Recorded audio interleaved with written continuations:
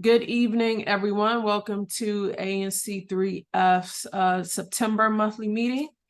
I'm calling the meeting to order. I will start now with a roll call. I'll start with Commissioner Terry Hewitt, 3F02. Present. Commissioner Mitchell Baird, 3F03. Oh, you're on mute, Mitch.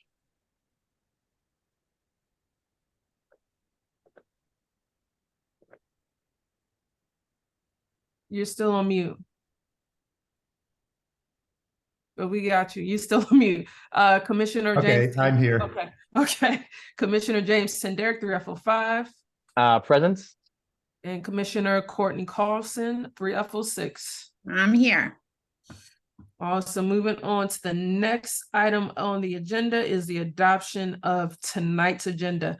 I would like to make a motion to make some changes to the agenda. So I would like to add on the agenda that we'll need to do approvals for Q1, Q2, and Q3 financial reports. I'm going to add the election of a secretary because Ryan was our secretary and now we need a new secretary because we've got some reporting requirements to do. So I'm going to add that to the agenda. I'm going to add needing to approve the September special meeting minutes.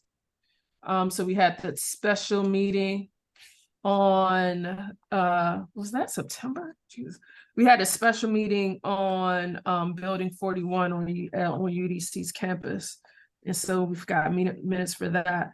And then I'll want to add to move Lieutenant Williams up earlier in the meeting before our commissioner updates, and then right after her would be Councilmember Matt Fruman.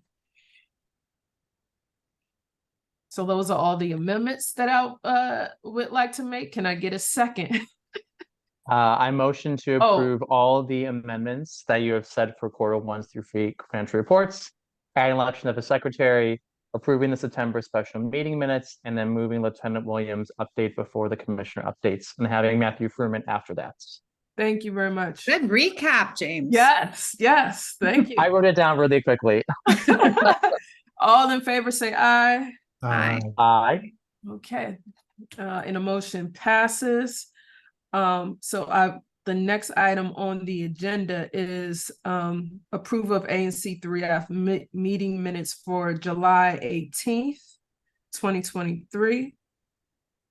I so move. All in favor say aye. Aye. Aye.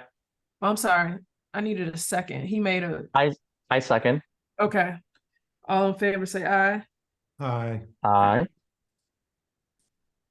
And the motion passes. The next item on the agenda is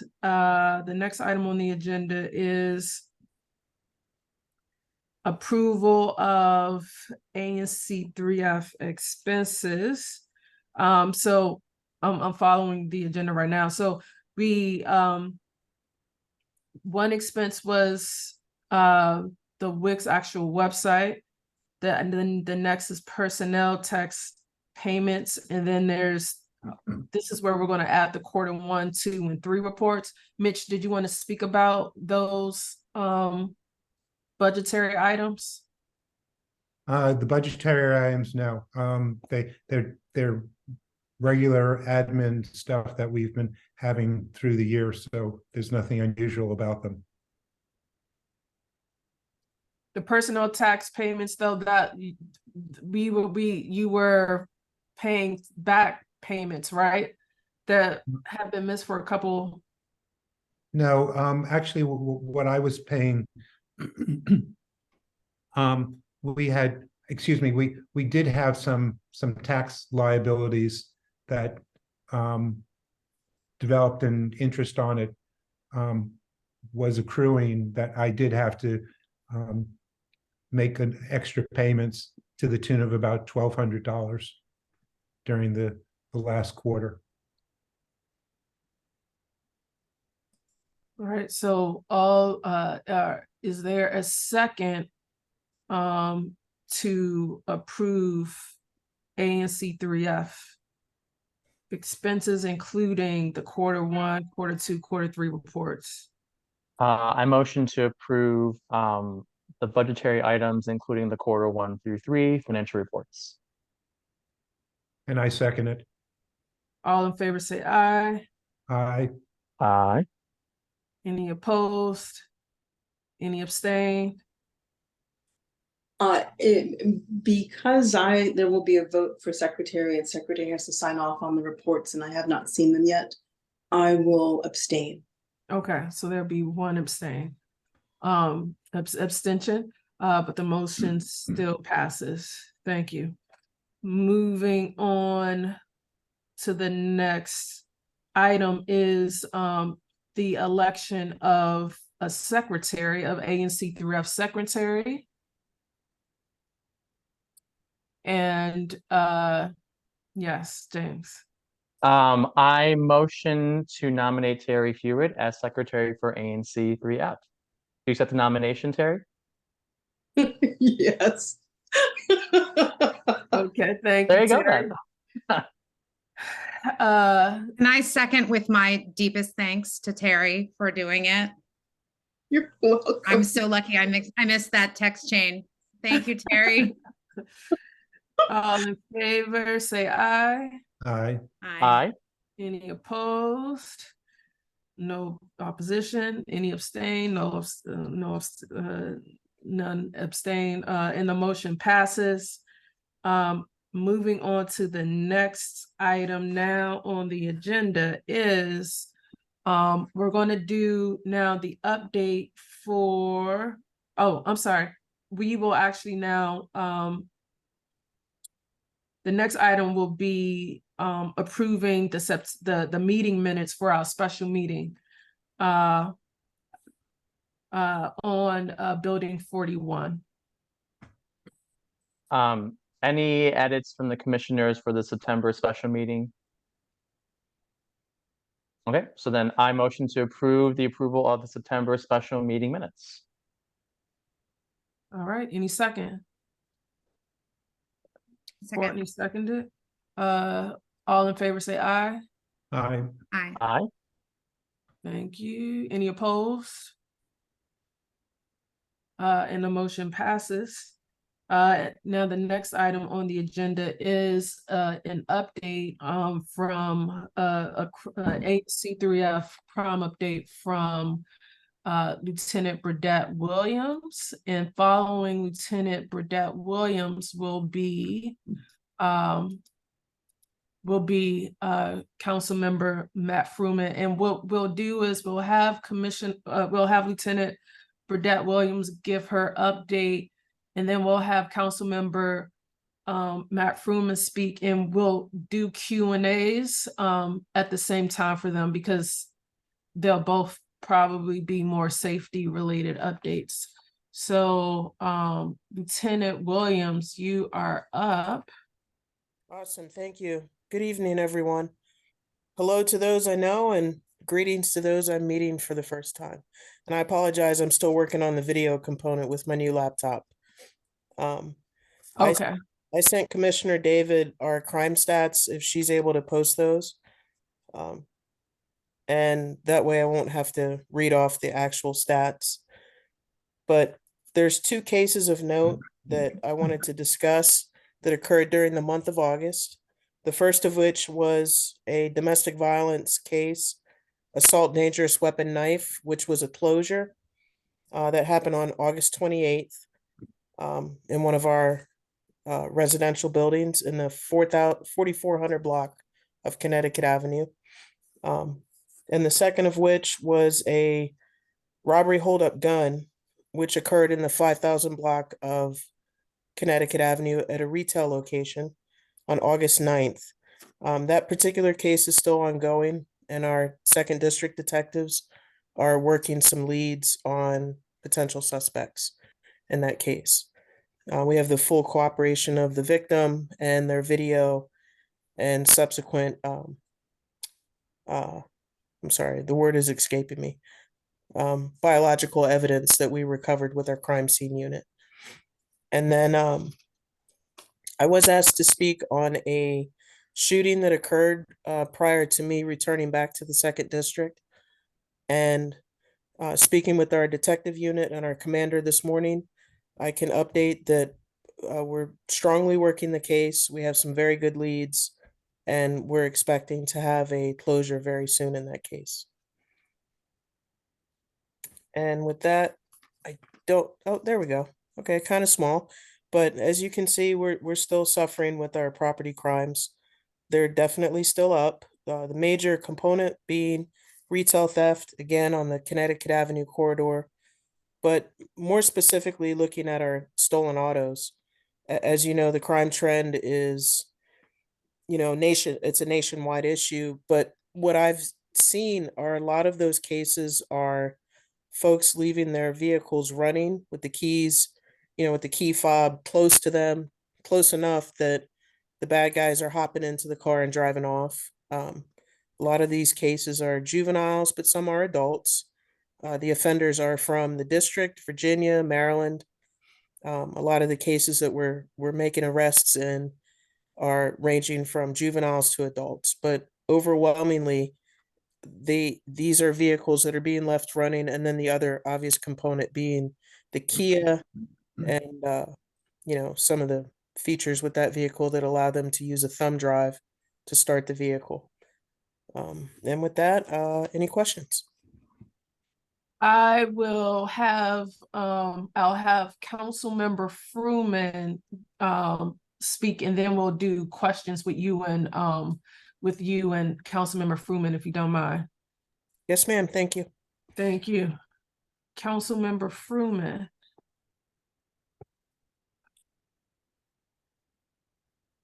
Oh, you are on mute. Yep, there you go. There you go. Can you hear me now? Welcome, Councilmember, to ANC3F. Well, and thank you, Chair David. This is my first visit to ANC3F, so it's good to visit with you, and maybe not great that the occasion for the visit. Partly, this is prompted by the shooting last weekend. I don't have anything to add.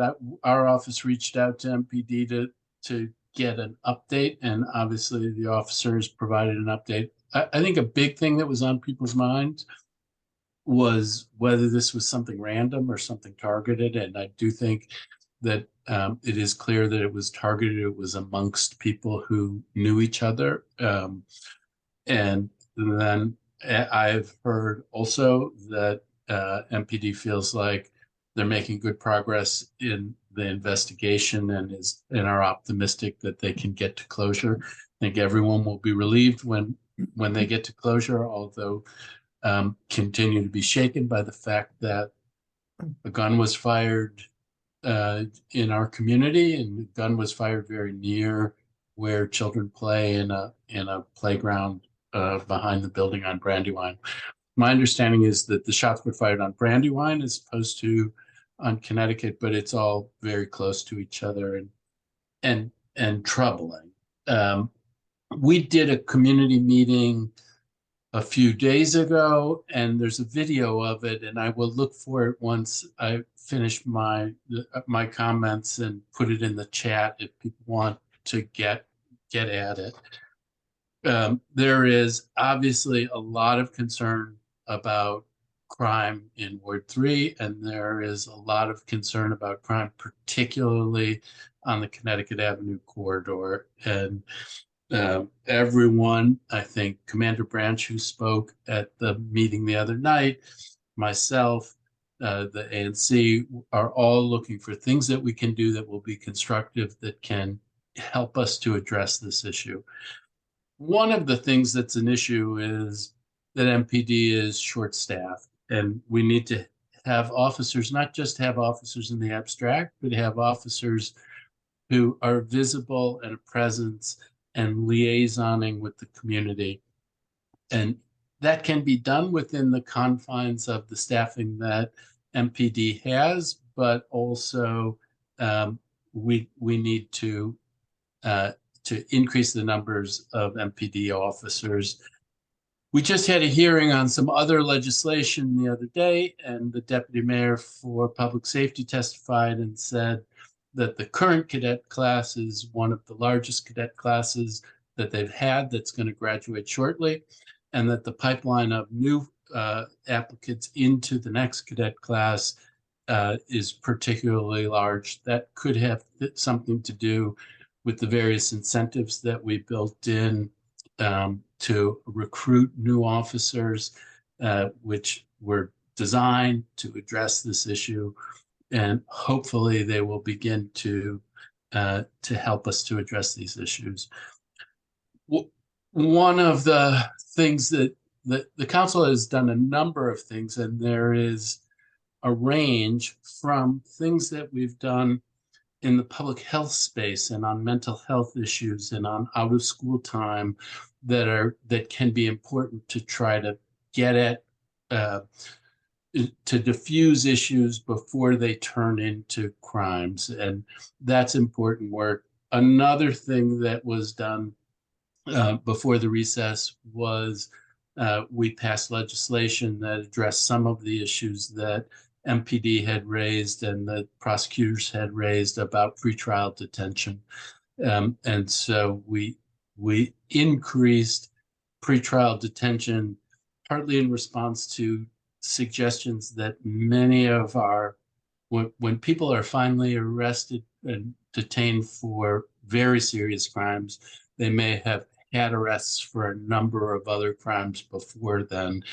And there was a sense from different stakeholders, and it wasn't all from MPD, but sometimes from people in the violence interruption world, that they wanted to have a chance to have an impact on kids and other offenders before they went further down the path towards more serious offenses. And that was a thing that we did in that legislation.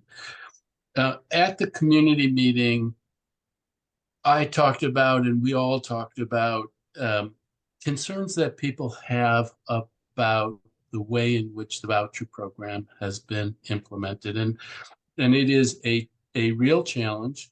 I think I said then, and I will say again, that the vast majority of our residents who are benefiting from vouchers are doing well, and it is a very, very important program. But while that is true, it is also undeniable that there are some folks in that program whose behavior has gone far outside of the pale and creates real issues. There's threats of arson that have happened. There are threats against individuals. Some of them are on this call. There's different kinds of things that are happening, and we need to figure out a way where we preserve what is best about the voucher program, but address these issues where behavior puts all of our residents at risk, including the folks who are engaged in the behavior. And so that is going to be a challenging thing to do. It's a thing that I'm determined to do and trying to work with my colleagues to craft solutions in this space. It isn't that all crime is related to the voucher program, not by a long shot, but that there is some element where we have behaviors that really do need to be addressed, and we need to confront that. And again, that's a thing that we're trying to do. I think I'm going to stop there and try to leave time, as much time as possible, for questions and answers. Thank you, Council Member. Any questions from commissioners? Councilmember, I'm just curious to ask, in like your work on crime and safety, how are you working with sort of the other government agencies to help secure like a more safer Venice area? I know that ANC is on the call right now. So I'm just curious to ask, like, how are you working with like different government agencies that can sort of address these issues like in a more comprehensive, holistic ways, whether that's like Department of Buildings, DHS, just agencies like that to help, have like a more, just be able to help out like in different ways. Yeah, so I mean, this is a big issue for us, and we devote a lot of energy to it. One of the things that we're doing is trying to work as closely as we can with MPD. But in addition to that, DHS, we try to work with DHS. We're trying to work with the Office of Attorney General as we think about what are possible solutions in this space.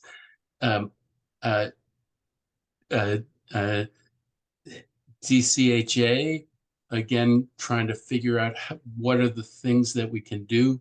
How do we address these different issues? That's on the government side, and folks in the violence interruption world, and folks in the advocacy world, in the tenants' rights advocacy world, in the homeless rights advocacy world, in the advocates for social justice. We're trying to touch with everybody on these issues, because, and for that matter, with landlords, because landlords are going to be critical to addressing these things. So it's an all hands on deck thing, to try to come up with solutions that can get through and then can make a positive difference. Also, I'd like to chime in from the MPD component. We work with DBH every day. We also work with CSOSA, which is the court supervision component of the legal system. So when we're engaging with some of these folks who are committing crime, when we notice that we have a mental health component, we have those resources readily available. Our officers have, direct phone contact with behavioral health specialists that can come out in an emergency situation.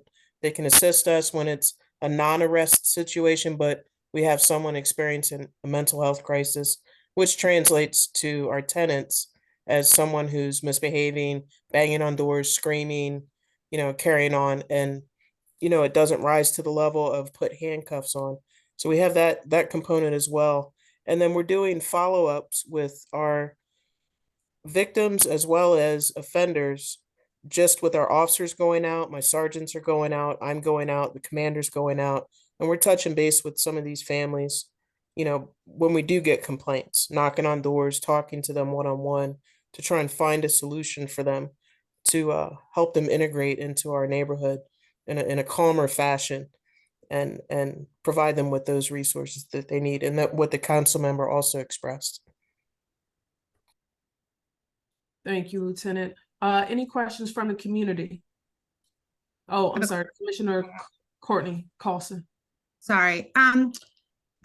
Lieutenant, when we walk through over the winter with some of our MPD officers, one thing they expressed to us, and I'm glad you're getting a great new class of officers to help those who are stretched thin and working hard. But they expressed to us that one of the big differences they've seen recently is that when they walk into, even a petty crime, that the perpetrators aren't scared of them anymore, that they don't run, that they feel like nothing's going to happen. They're going to tell them to stop, or else say stop again, or whatever it is. And that was a real, and I think the council member, you sort of expressed this, it's like a systemic, it's not just, obviously the feeling of having more police walking the beat and on the street. But if we have a system where people aren't concerned about right and wrong and aren't worried about consequences, this is so much harder. Can either of you speak to that? Well, I think from my perspective, so I've been doing this 25 years. I cannot echo what those officers are saying, because I personally do not agree with their viewpoint. Okay. That being said, I can understand the frustration and sometimes futility of different types of jobs. Sometimes it's law enforcement. It could be someone else, another type of job. And I do not subscribe to the idea that if you're not afraid of the police, you're just going to keep doing it. Afraid is the wrong word. I'm sorry. Right, I think I'm saying, sorry. What I mean is, what I want my officers to do is I want them to engage with the community in a professional way. And that doesn't involve intimidation, fear, or the risk of consequence. It involves a professional encounter with a law enforcement officer that may or may not result in them being moved over to the legal side of the DC government. That's not our intent when we go out, and sometimes our younger officers do get frustrated, and I can appreciate that. But we're not in the business of just locking up a problem. These are bigger issues than just a petty crime, for an example. It's someone with mental health. It's someone who's using drugs. It's someone who's stealing to provide for their children, for an example. So that's where a lot of our training has, also been upgraded. And a lot of the officers that you are talking with are some of our newer officers who haven't been through some of our, community engagement training yet, because they're relatively new on the department. Having been through the training and crafted some of it, our intention when we go out is, yes, to enforce the law, but also to give people an option to seek help. You're not going to get that response if you're only there to put handcuffs on them. The second part of that is, as the council member said, we do have a revolving door in some cases because they are petty crime. But what happens is, if a judge sees an offender multiple times, that gives that offender and that judge the opportunity to court order that person for mental health treatment. And that actually does happen. So we have people that we all know walking up and down Connecticut Avenue that have mental health issues, and then they disappear. Well, they're in court-ordered mental health treatment, and that's the best that we can do for them, with the resources that we have. Eventually, they're going to come back out and hopefully reintegrate, and when they don't, we try again. So that's the way I like to look at it, and that's also the way that we push our officers to look at it. So I apologize that they felt frustrated, but a little misplaced possibly.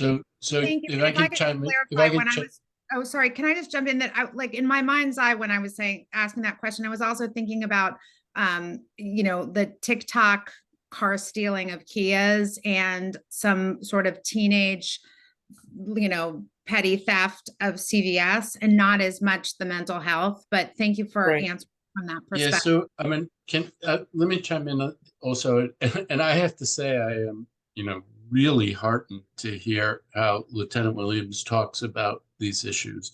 And the second district, in addition to the kind of approach that Lieutenant Williams is talking about, Natalie Charles is out there trying to do positive work with folks who need support.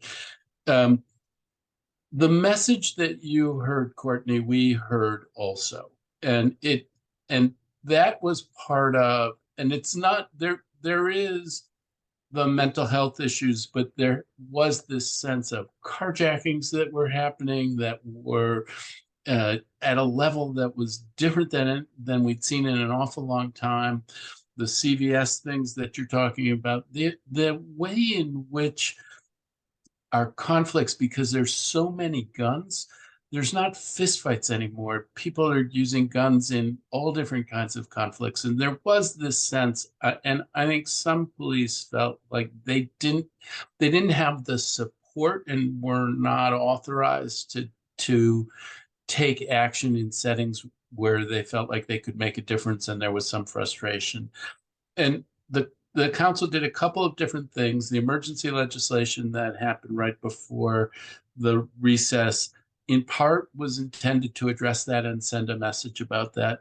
There was another specific thing about pursuit. The rules around pursuit, different kinds of technical changes had been made, and MPD had the idea that they were pretty much barred from doing pursuit under the rules as they existed earlier this summer.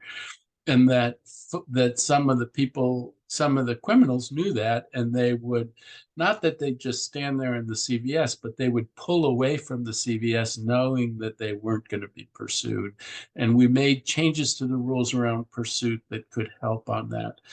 I also think that the new chief coming in, I was very fond of Chief Conte, and he was doing lots of very positive things. The new chief brings an energy to this that I think can help, and also sends another message. So I think the feeling in terms of alignment among our agencies to try to make a positive difference while being sensitive to not everything is a crime. Some things are mental health issues that need to be dealt with in a different way.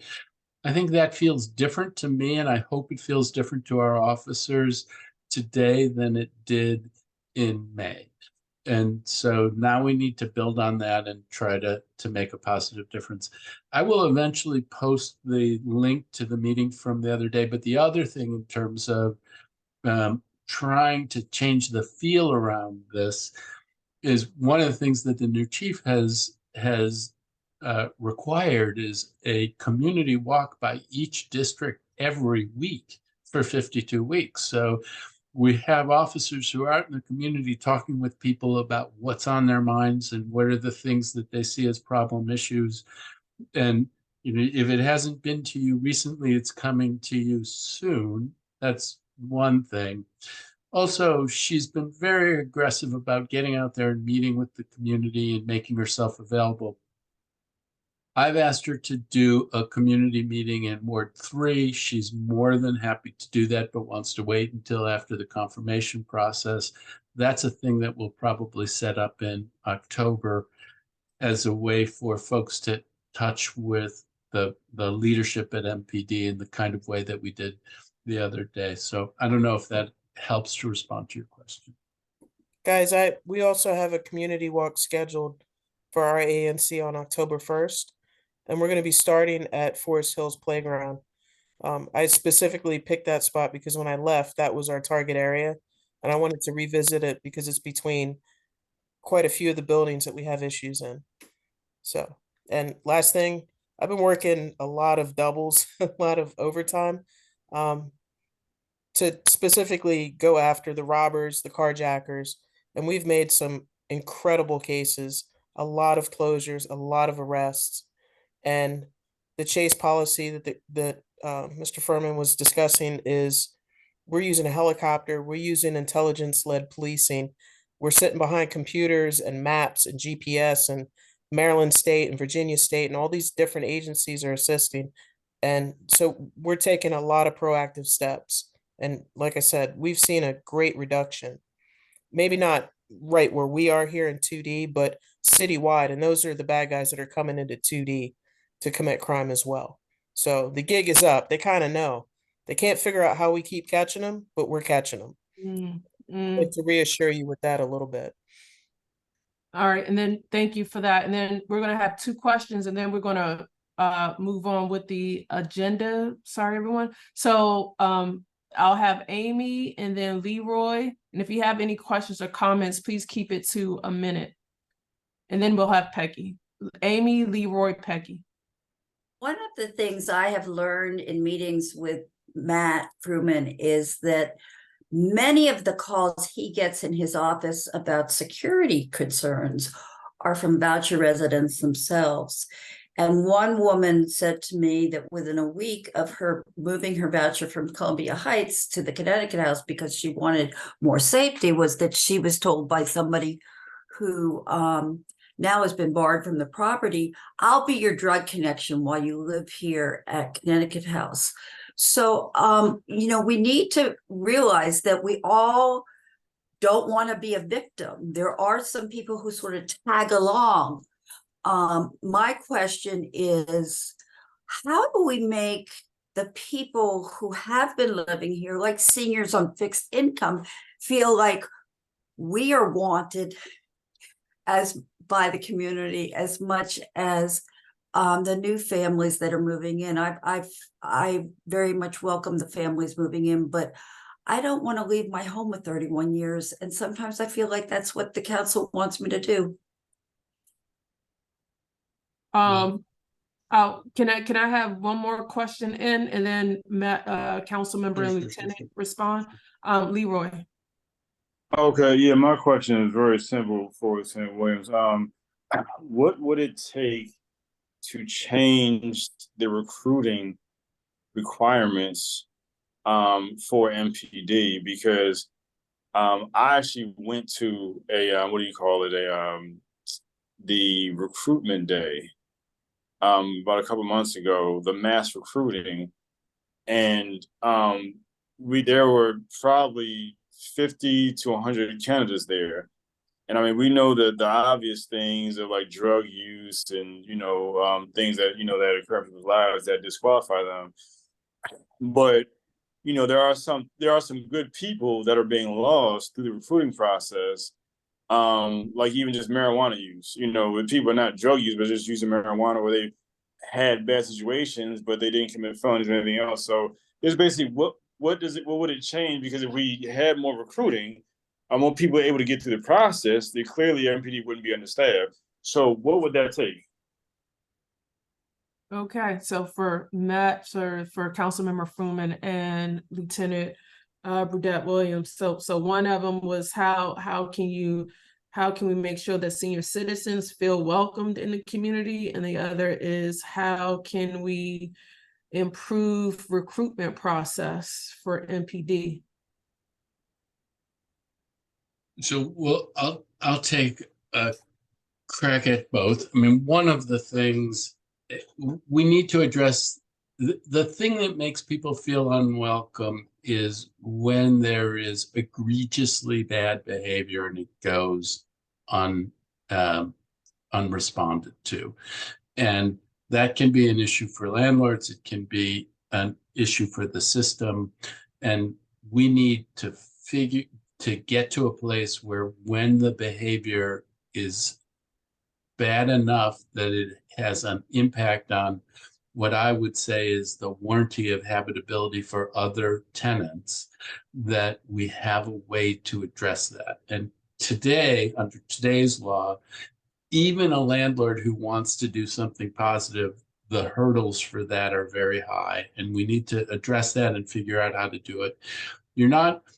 The thing that makes you feel unwelcome is when you face hostility and threats in your home and nobody's helping you. And we need to figure out a way to be helping you on that. On the MPD requirements, some of the things that you're talking about, I think, may have been addressed, like marijuana usage. There was a time when it couldn't be within a certain period of time, and those rules have changed. But if there are specific things that you think are unfair or unrealistic impediments to joining MPD, I would encourage you to email me, because the council can have an effect on that. And so I want to hear what are those things. I don't want to promise up front that whatever it is that you suggested would be a thing that we could pursue, but we want to open the door to folks to join who want to join. You talked about the community engagement. Somebody talked about the community engagement. One of the things that I did this summer was the Community Engagement Academy at MPD, which was an 8-week program. It was two hours every week where you learned about a different dimension of MPD, including the recruitment process. And I would go to the website, look at that. I would encourage you to think about that if it's a thing that you're interested in. Maybe that's a way you learn more about the department and maybe consider a way to get involved in it. The other thing I did was a ride along with the second district. And if you haven't done that, I would encourage you. I am so heartened to hear Lieutenant Williams and the way that she's talking about these issues. But I spent a night with 2 officers going around addressing issues in different settings. And I was really struck by the professionalism and manner in which they approached really difficult situations. And so I'd encourage people to think about doing that as well. Thank you. Peggy. I thank you. I think it's wonderful that there was a community meeting last week, but I live right next to where the gunshots came off, and I never heard about a community meeting. And I think it's important that the community is invited to these meetings, and I don't know how the information is getting out there. Thank you. Yeah, so well, I'm sorry that you missed it and didn't hear about it. What we did was we did our email list, we used social media, we went out onto the listservs. In candor, we wanted to do it quickly because people were concerned, so there wasn't a lot of notice. And even in that setting, we had a full house. So a lot of people did hear about it, and the and like I said, I will post the video to it. And if you want to sign up for our newsletter or for our emails, then you'll get things like that from us. You'll also get it. You don't have to do that. You can get it from the listservs as well. And a heads up now to watch for community meeting in October, where we'll have the now acting chief, I assume then the chief. Yeah. Maybe also letting the apartment buildings know. The apartment buildings that are close, maybe letting them know so they can put the information out there. And I had already signed up for that a long time ago for your list. Okay. Yeah. And so, and we have a list of building managers, and we sent that's added to our listserv too. And so we sent out an email, and we have social media as well. Another thing that I've been talking to commissioners about doing, I need to build a group of volunteers to help just do flyers and put them in the building, because it's better to have information in your face versus having to go look for information. So just stay tuned for that. But I'll try. Just hearing you makes me think that I need to try to make that happen. But thank you for that. We'll make sure information is out there. So with that, I'm gonna have to move on. I'm sorry, I've had my hand up for quite some time. You just put your hand up. No, I've been blocked from having my hand up. My virtual hand was just activated. It's been up for quite a long time. So I have a couple things. First, I wanted I'm to. sorry, Harry. No, Harry, I am chairing the meeting, Harry. I am chairing. Harry, I am Harry. I am chairing the meeting. We would not. I'm sorry. I have to, I'm sorry. Thank you, Council Member Matt Fruman. If you can tell me who your contact is for community outreach, and put that in the chat as well as Lieutenant Burdett Williams. You put your email in the chat, which is Burdett, B-R-E. I've had my hand up for quite some time. Williams. I want to make some comments. I'm sorry, no, because you cannot disrespect the order of the meeting. I'm sorry, Harry. You cannot do that. It's Burdett.Williams at Burdett.Williams at DC.gov. I'm sorry. You have to continue with the meeting. I'm sorry. We cannot. Is there like a 30-second? No, so I'm sorry. You have to move on. You have to move on with the meeting. I'm sorry. Is there a reason why I can't make a point here? No, because I already said no. Because you're not listening. I already said. I'm listening. I already told you. I'm sorry. I'm not doing this. I'm sorry. For quite some time, I expect to be able to say something. I'm not doing this. I'm sorry. I'm sorry, Harry. No, I'm sorry. No. Thank you, Commissioner. Thank you, Councilmember Fruman. I will move on to the next item on the agenda. I'm sorry. Okay, I'll put the information in the chat. The key contact person is for that kind of outreach is Christian Damiana, but I'll put that. That's my granddaughter in the background. I will put stuff in the chat. Talk to you soon. Bye-bye. Thank you very much. Bye-bye. Thank you. And thank you, everyone. Just to remind everyone, I am chairing the meeting. There is an agenda. We have an order. I'm doing the best we can, but we cannot spend the whole evening. There has to be order to the meeting. I'm sorry. But there is, you can contact Councilmember Fruman's office directly for any questions, comments. You can also contact Lieutenant Burdett Williams directly with any questions or comments. Thank you. The next item on the agenda right now is we're going to quickly do commissioner updates because I changed things around. One update from me is that you'll notice we're missing one commissioner. So ANC3F 01 there will be an election on Saturday, October 14th, 11 a.m. to 3 p.m. at UDC's Theater of Arts. You'll hear from two of the candidates, Leroy Fikes and Marilyn Slatnick. You'll hear from them a bit this evening.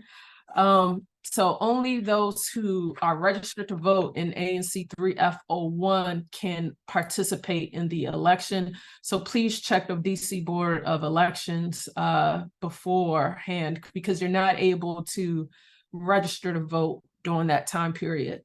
Thank you. Any other commissioner updates? I have an update regarding the stormwater management project. Yes. I think some people have seen the NOIs regarding the progression of this project, that they came to speak at our meeting several months ago about installing some stormwater management installations throughout 3F, a lot of them in 3F06. We met with them. The Streets and Sidewalks Committee also interacted, and made some suggestions to them about where they might put in some of these installations. They're having a public meeting on September 28th from 6 to 8, and I can put the WebEx and their presentation in the chat. I would encourage people to take a look at that, at what they're doing. It's impactful in terms of, I think, both traffic calming in some important areas, as well as, helping a lot of us have stormwater management problems with rains that have been coming down. We get 100-year rain now every year. So I would encourage people to participate in the process. I know some people have concerns about parking spaces that are being taken away. I share some of the concerns in terms of the merch pickup and drop off location on Ellicott. So I've definitely been talking to neighbors and the DDOT team on that.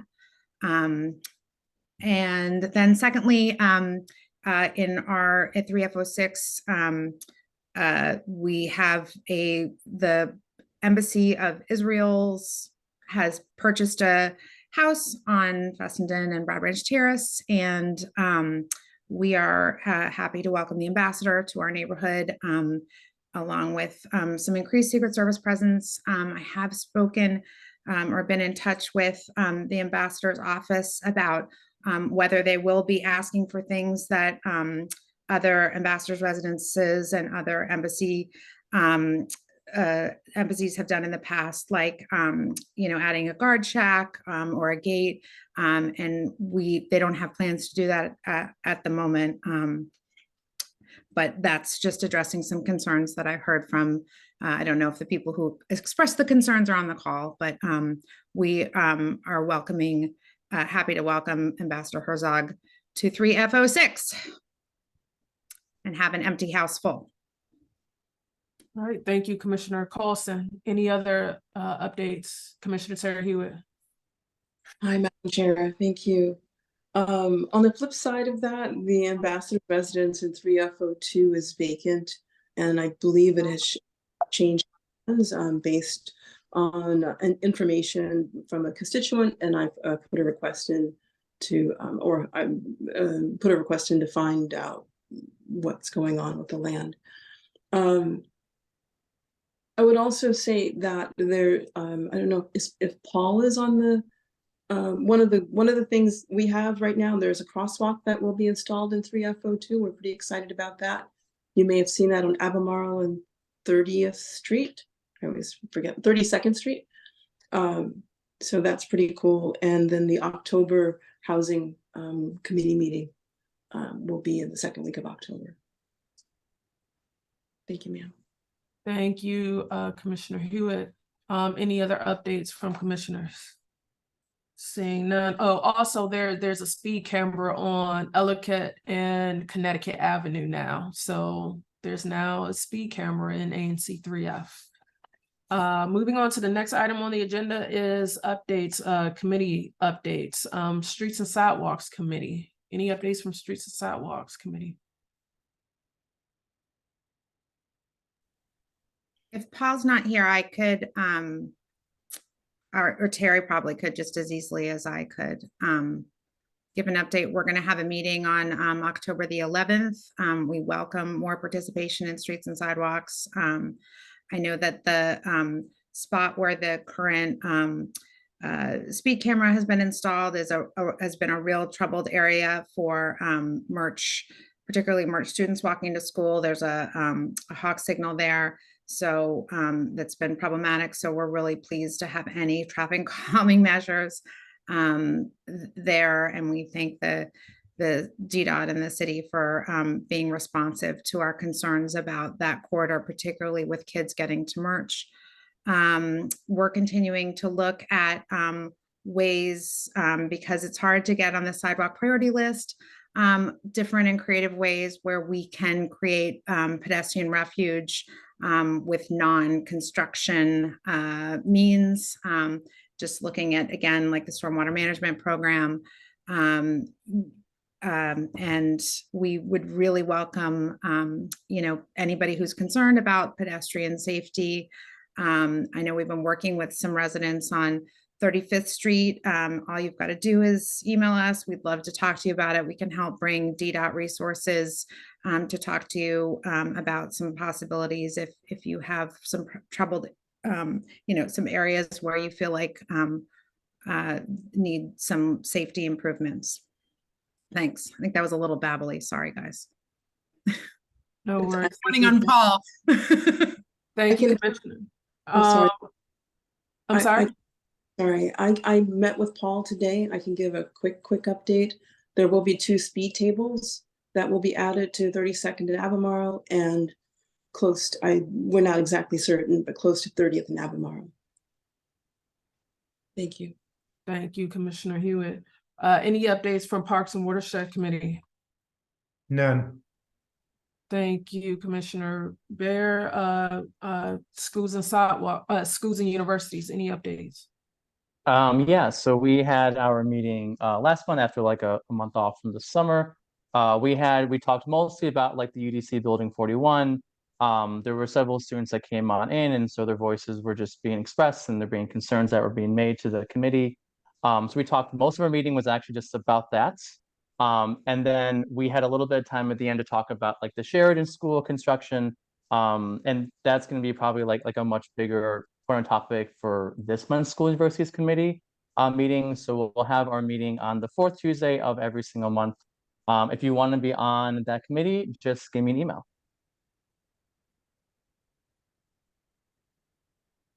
Thank you, Commissioner Sanderick. Did you have something else, Commissioner Hewitt? No. Thank you, Commissioner Sanderick. And then Commissioner Hewitt for Housing and Neighborhoods Committee.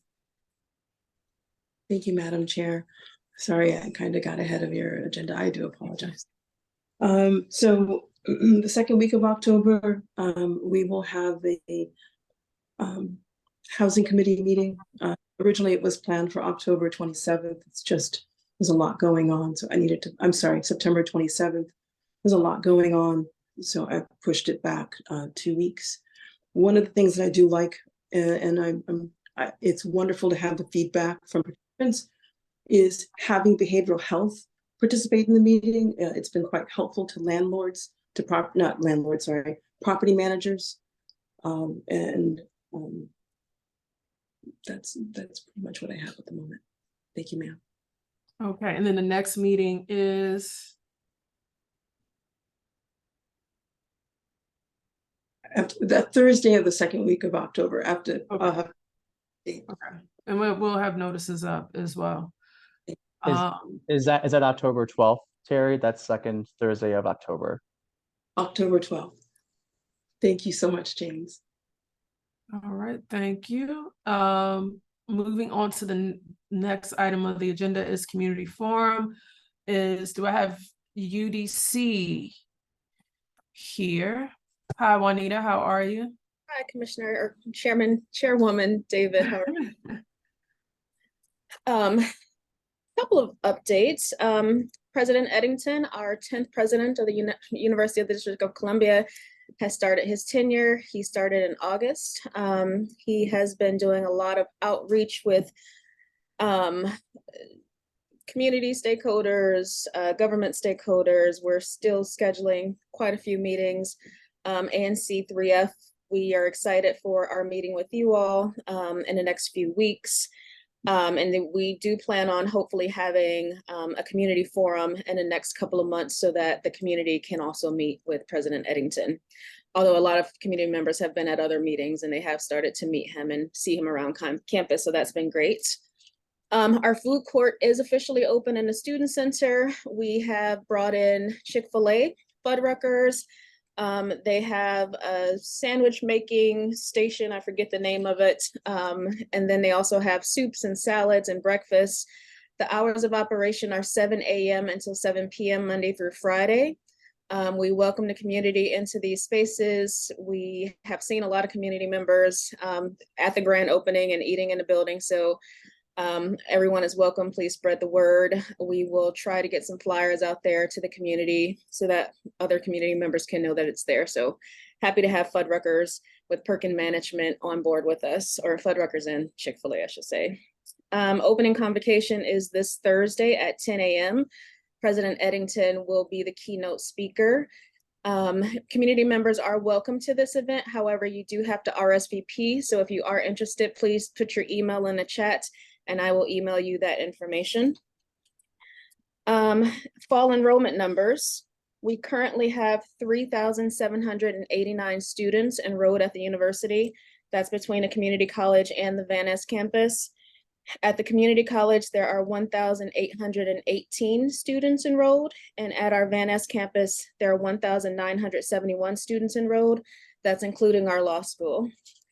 And then lastly, the next Community Campus Task Force meeting is scheduled for Thursday, November 16th at 6:30 p.m. And I welcome any questions from commissioners or community at this time. Thank you. With questions, we will start with commissioners and then we'll go to the community. Please, community, keeping this to about a minute. We're not taking a long time for questions. I got to move on with the meeting. Commissioners, any questions? Community members, any questions? Please just speak if you don't know how to raise your hand. There's some I in have the a chat. question. Oh, okay. Let me start with Michael. Hi, thank you very much. I'm just curious if there was any assessment of the nutritional quality of the foods that are being offered. I do not have the answer to that question, but I am sure that I can get some answers. Is there anything specific you're looking for? We do have, as I mentioned, we have a salad station.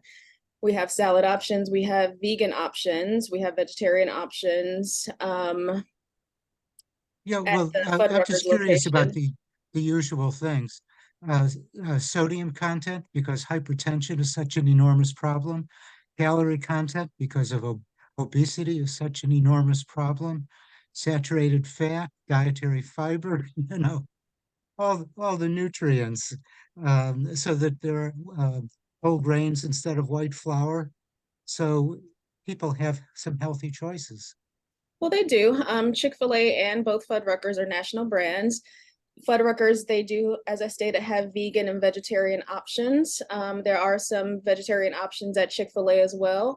So we do have the healthy with, the fast food. Obviously, it is fast food. But in one of our sections of the food court, where Perkins Management is managing it, they will have from, I believe it's 7 a.m. until 3 p.m. They'll serve breakfast with your normal breakfast fare, eggs, bacon, sausage, pancakes, fruit, yogurt, oatmeal, things like that.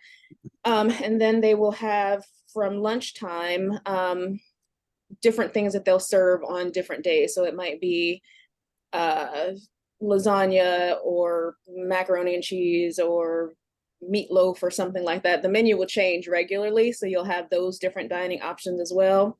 Again, as well as the salad bar, the soup station, cereal station, bagels, muffins, things like that. So it's a variety of options for everyone.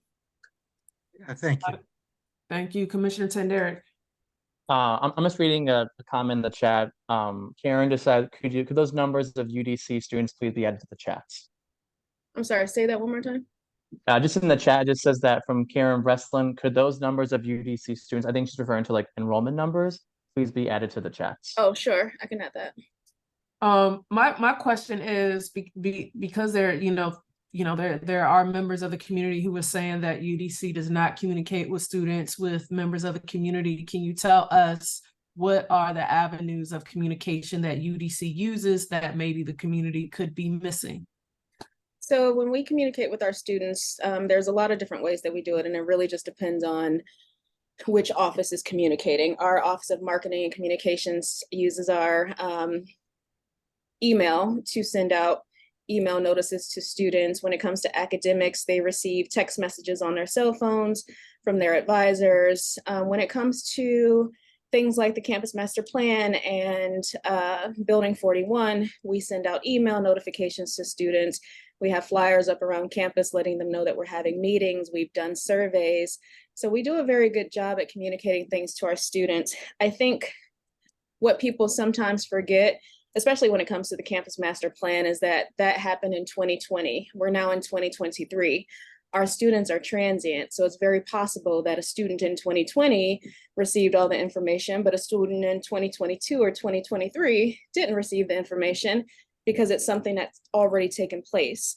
So that might be a part of the communication issue that some people are bringing up, is that those students may not have been here at the time that we were communicating about the Campus Master Plan and Building 41. Will you do continuous communications as things are? Absolutely. As things progress, the website is updated. As things progress, when we go in front of, let's say, the zoning commission, we don't necessarily announce that, but we do put up notices to let people know. So students are welcome to come. Community members are welcome to come. It is on the zoning commission's webpage as well. So everyone will know when these meetings are taking place, or those types of meetings are taking place. All right, thank you. Thank you so much, Juanita, for that update. I will move on to have I got anyone from Van Ness Main Street to give an update? No one from Van Ness Main Street. How about I see our Moker Matt. Do you have any updates? I do. I have quite a few, actually. I'll be quick, though. So today, Mayor Bowser hosted her 2023 National Maternal and Infant Health Summit. There are a ton of resources that are available to moms and infants in the district. You can call 1-800-MOM-BABY during pregnancy through a child's 5th birthday to connect with Care Coordinator as part of DC's Help Me Grow initiative. There's a Strong Start DC early intervention program for infants that may have developmental concerns. There's Child Care DC, DC Child Care Connections, District Child Care Subsidy Program on OSSI's website, and Strong Start with the DC Library, as well as resources to support families through the Family Success Center, Grandparent Caregiver Program, Close Relatives Caregiver Program, Parent and Adolescent Support Service Program, and Children and Adolescent Mobile Psychiatric Service, as well as, of course, DC Paid Family Leave. So I'll drop the DC Maternal Health.dc link in the chat. Also this week, Mayor Bowser cut the ribbon on the Max Robinson Center, which is the new Whitman Walker Health Center on St. Elizabeth's East Campus. This is part of many, many investments that Mayor Bowser has made into the St. Elizabeth's campus. I believe it's $900 million, and this specific Max Robinson Center will be able to help about 10,000 people, I believe. Also, Theater Week is this week. There are many shows happening throughout all of our theater corridors. Please go support our arts. And there will be a special show, which I am not remembering the day, but I'll drop that in the chat. This month is also, of course, Art All Night, September 29th and 30th. I believe Van Ness is the 29th. It is. Thank you for mentioning that. Yep, I'll be there. And then the Aussie, there's another Aussie Consortium Dual Enrollment Program for DCPS students in grades 10 to 12 is now open. I'll drop that link in the chat as well. Matt Fruman, Councilmember Fruman's office is having their award day tomorrow, and I will be at Steak and Eggs from 10 to 11. So if you have any particular things you would like to talk to me about, Mayor's office about, please come. Thank you. And can you just say briefly what you do? Because you're with the Mayor's Office of Community. Oh, yeah. Sorry. Yeah. I'm Matthew Barclay, Ward 3 Specialist for the Mayor's Office of Community Relations and Services. Essentially, we are constituent services. We connect DC residents to agencies and help resolve issues that may come up. We also do many other things as well, but that's mainly how we interact with the community, and happy to help. I'll drop my information in the chat as well. Yep, and you can contact Matt, email Matt at any time, and he'll put his contact in the chat. Any questions from commissioners? Yeah, I have one, please. Matt, what was the time that you were going to be at that location on Wisconsin Avenue? The Steak and Eggs? Yeah. So it's Councilmember Freeman's award day, and they invited me to come from 10 to 11. 10 to 11? Okay, thank you. You're welcome. Yeah, that was Mitch Baer. And any questions from the community? Seeing none, thank you, Matt. Welcome. Thank you. Moving on, are there any other community updates? Commissioner Christian Yeah. Damiano from Councilmember Matt Furman's office. Yes. Thank you. And thank you to Matthew for previewing our workday in the ward, which is tomorrow from 8 a.m. to 5 p.m., which is at Steak and Egg in Tenleytown, not far from you all on 3F. This is a great opportunity for you to come learn about Councilmember Freeman's efforts on the council, meet agency partners, and support some small businesses in the area. We have several agencies coming throughout the day, so I'll quickly go over the schedule. From 8 to 10, there will be coffee with the council member. Please stop by to ask the council member any questions you have, get to know him, or discuss policy. He's looking forward to meeting some folks. After that, we'll have some folks from the Metropolitan Police Department, the Department of Buildings, the MOKers, the Department of Licensing and Consumer Protection, the Department of Parks and Recreation, and the Department of Behavioral Health. So this is a great opportunity for you guys to meet, all sectors of the DC government. And I'll paste that schedule in the chat so you have all that information. We'd love to see you there. I hope you stop by. The council is back in session as of today. It held its first legislative meeting. Yesterday, Councilmember Fruman introduced legislation to void antiquated exclusive covenants in Chevy Chase Civic Corps and also across the entire Rock Creek West planning area. This addresses, a lingering legacy of racism in Ward 3 and across the city, and also creates a process for people to remove demographic-based restrictive covenants from their homes, such as ones that would restrict based on race or religion, as no one should have to live in a home where a deed says they are not welcome. So we're very excited about that legislation, and we think it's an important step towards making Ward 3 more livable for all our neighbors. Other than that, I hope you'll sign up for our newsletter to stay up to date on this and some other activities. If you have any questions, I'm happy to answer them. Thank you, Christian. And Christian is the person with Councilmember Fruman's office that you follow up with any questions, housing, crime, anything community related as well. But are there any questions from commissioners right now for Christian? Any questions from the community? One hand is up. Amy. Hi, yes, aren't you, isn't, Mr. Fruman also introducing legislation about rent control and preserving rent control in the district? Yes. So I'm not sure if you're referencing the Rent Stabilization Protection Amendment Act, which he introduced a few months ago and has had a few hearings. It would really stabilize the rent control program and make sure that it can coexist with the voucher system.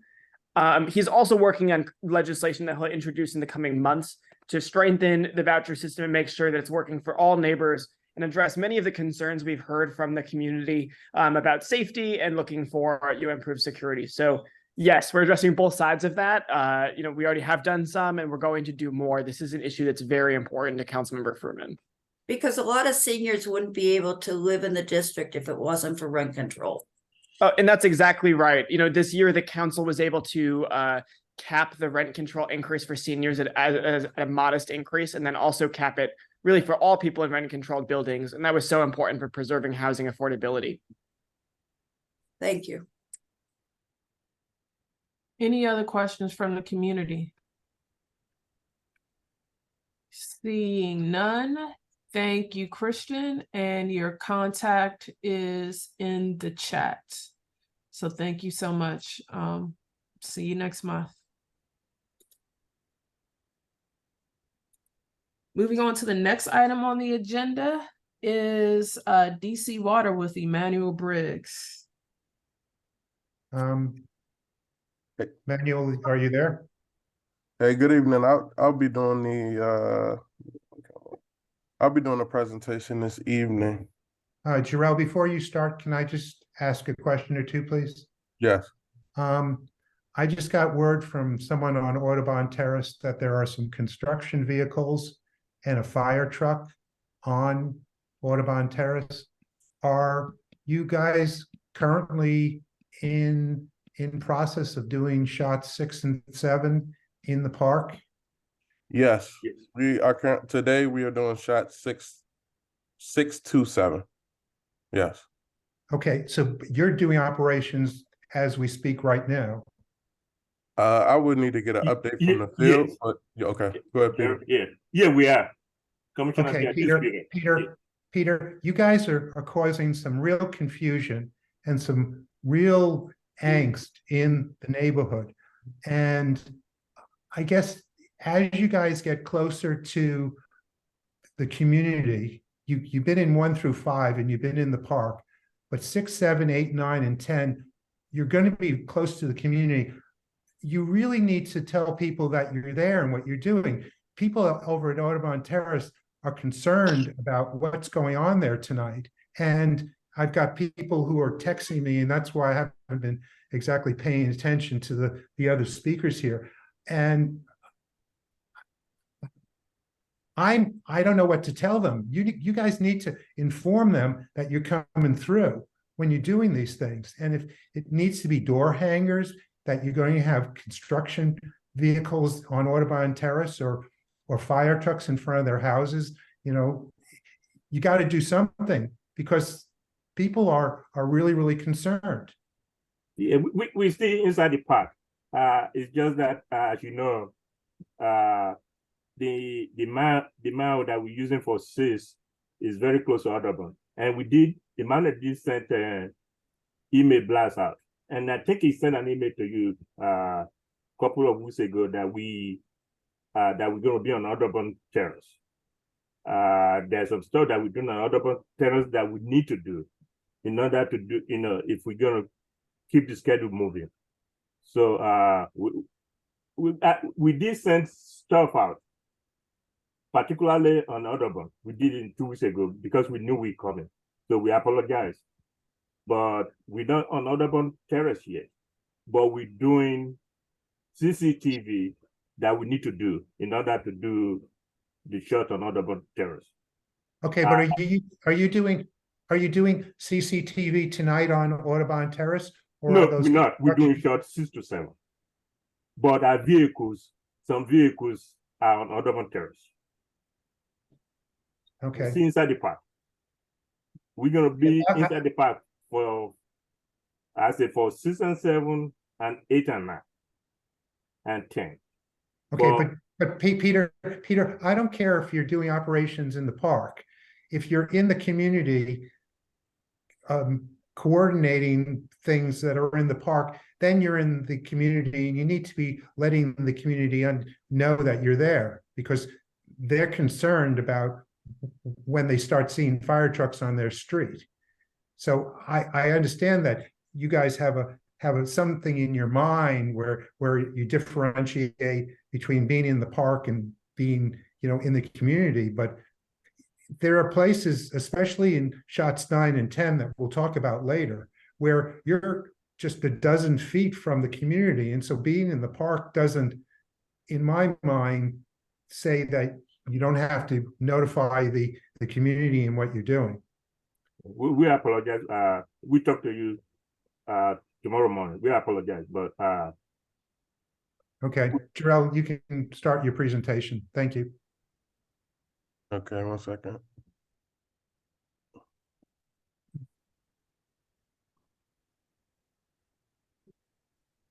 All right, good evening, everyone, commissioners and community. This will be a real brief update. Most of the first few pages of this slide deck you've seen before, general information, and we'll share it with the commissioners so they could disperse it if there is anyone that hasn't seen this information. So I'll just glaze over the project backgrounds and benefits and kind of get into right into the status update. This past week, September 11th, we were out on Audubon Terrace completing the CCTV portion of that segment, that line. This current week, the week of September 18th, as you heard, we are installing shot 6 to 7. That's taking place today.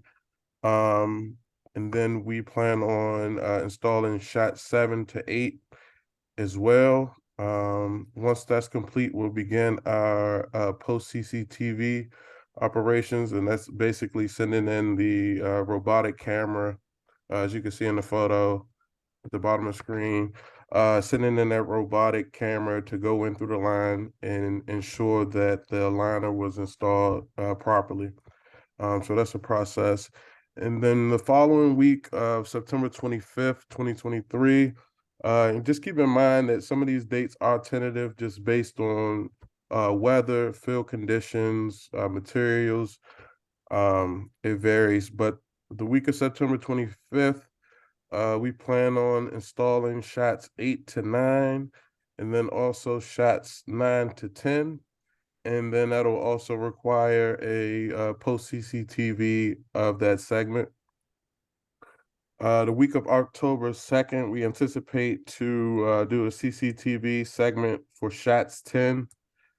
The following week, October 9th, we'll be reviewing that CCTV for shot 10. That'll kind of help us develop a work plan, see what sort of additional work may be needed to insert that shot successfully. And then we plan on commencing stream work at Site 6. So that's the installation of the boulders, putting in erosion control measures, and different things like that. Here's a status update from Audubon Terrace, where we performed a CCTV of that line. And basically the CCTV inspection gives us a better understanding of that specific line of that specific sewer line, understanding where the laterals are, discovering those potential clean out locations, and things of that nature. So that's in process, and we're currently reviewing the CCTV footage from that segment. Here's just a map of the sewer bypass. If you can see on the left-hand side where the blue squares are, that's the current location of our bypass pumps.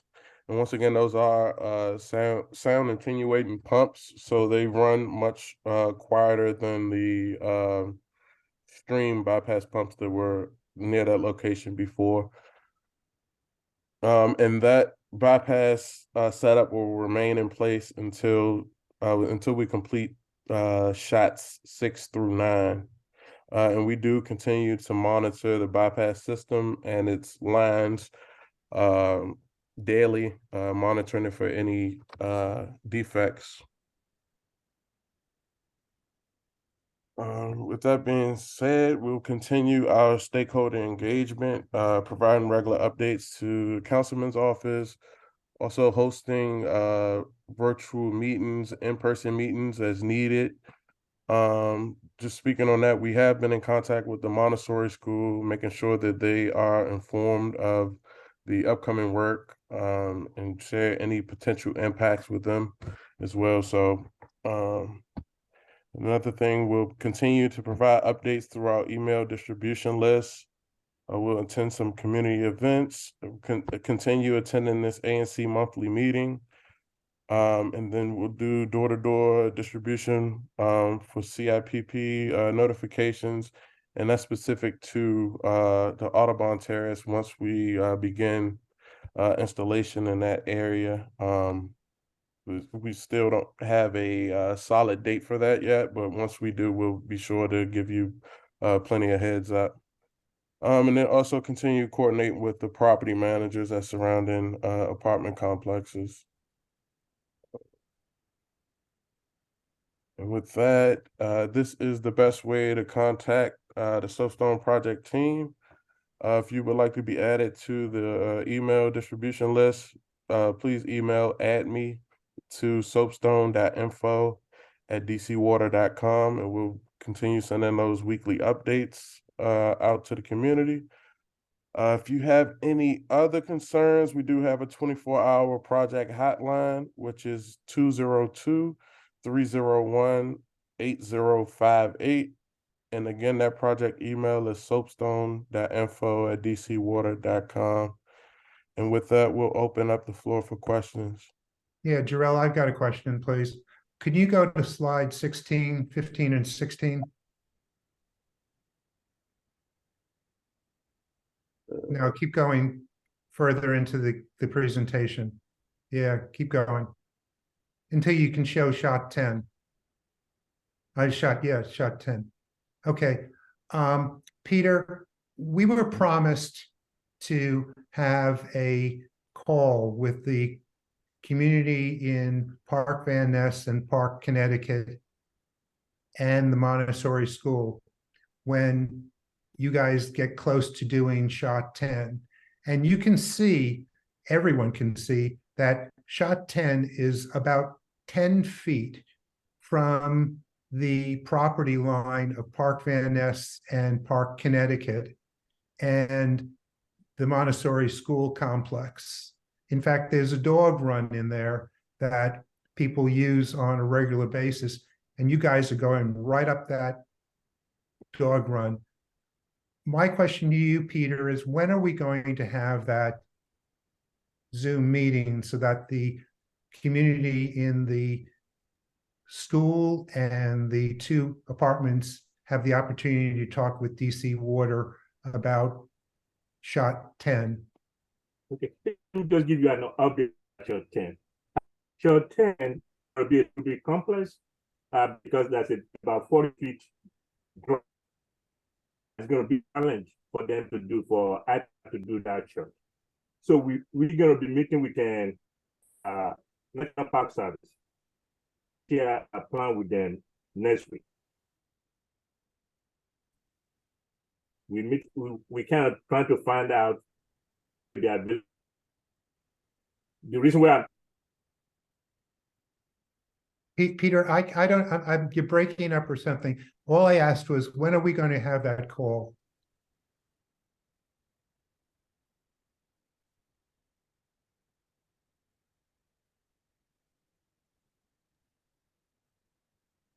Peter, we can't hear you if you're speaking. Yeah, I think you may be having some connection issues.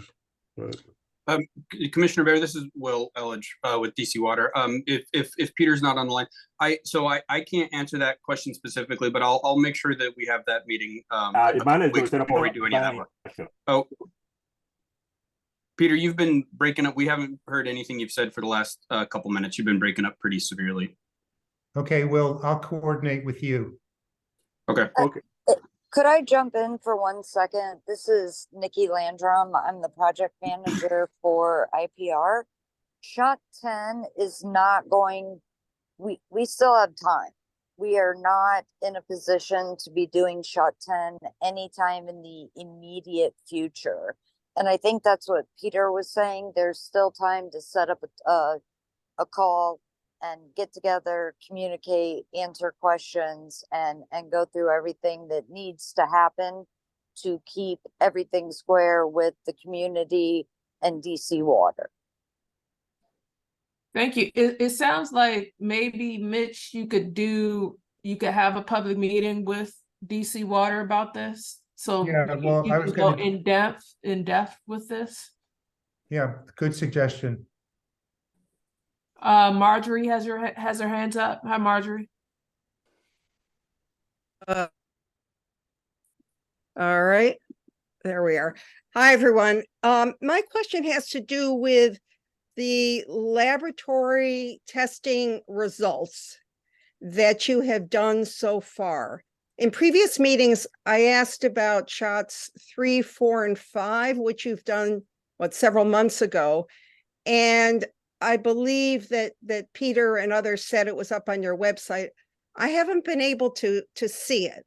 So I'm wondering how we're able to see, when you will post those, the laboratory results for 3, 4, and 5, and then how soon after you do 6, 7, etc., will we be able to see the results? Now, that's number one. And two, the concern is, how will you, you said at the last couple of meetings that the reason that styrene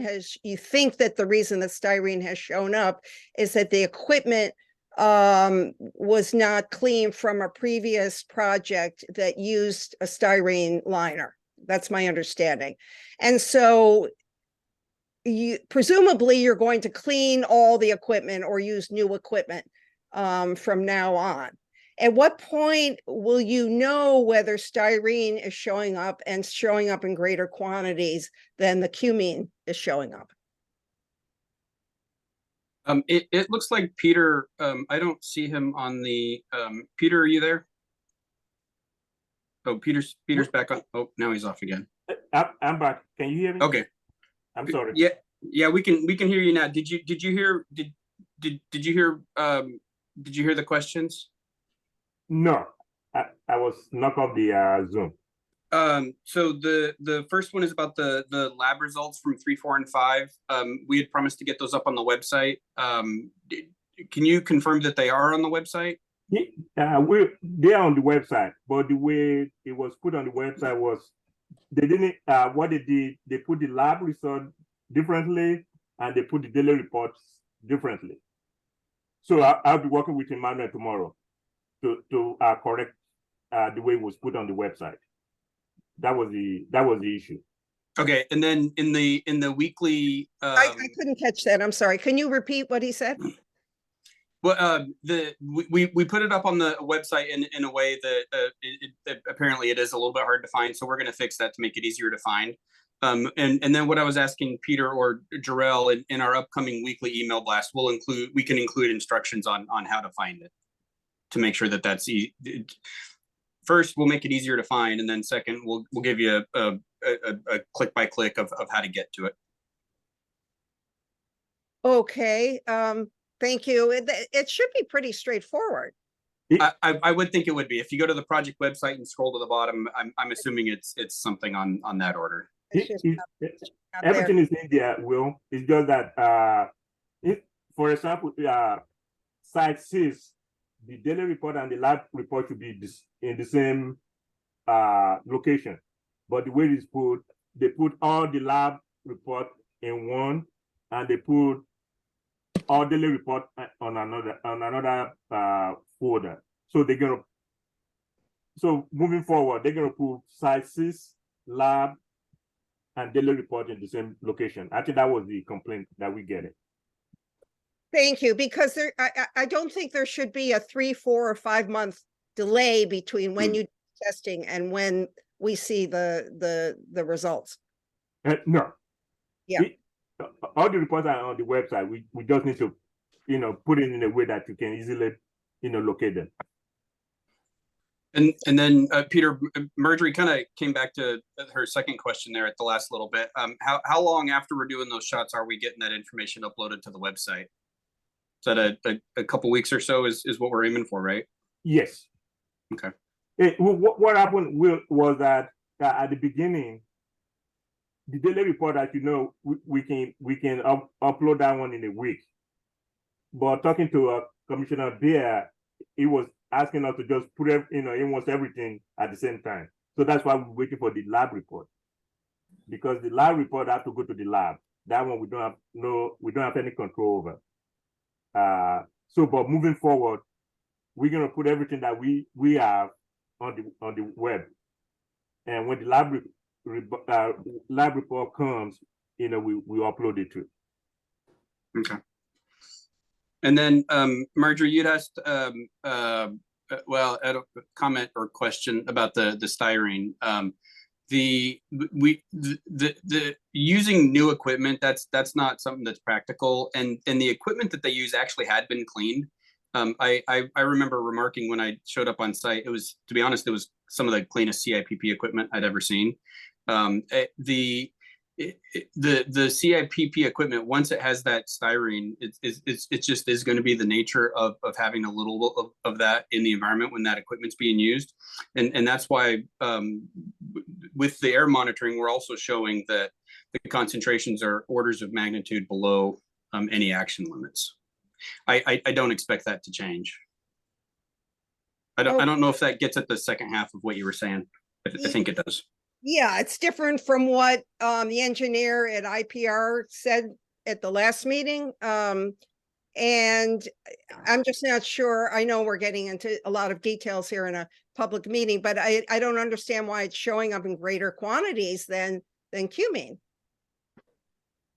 Oh, the concentrations of the different constituents, you can't compare concentrations of one thing necessarily directly to concentrations of another.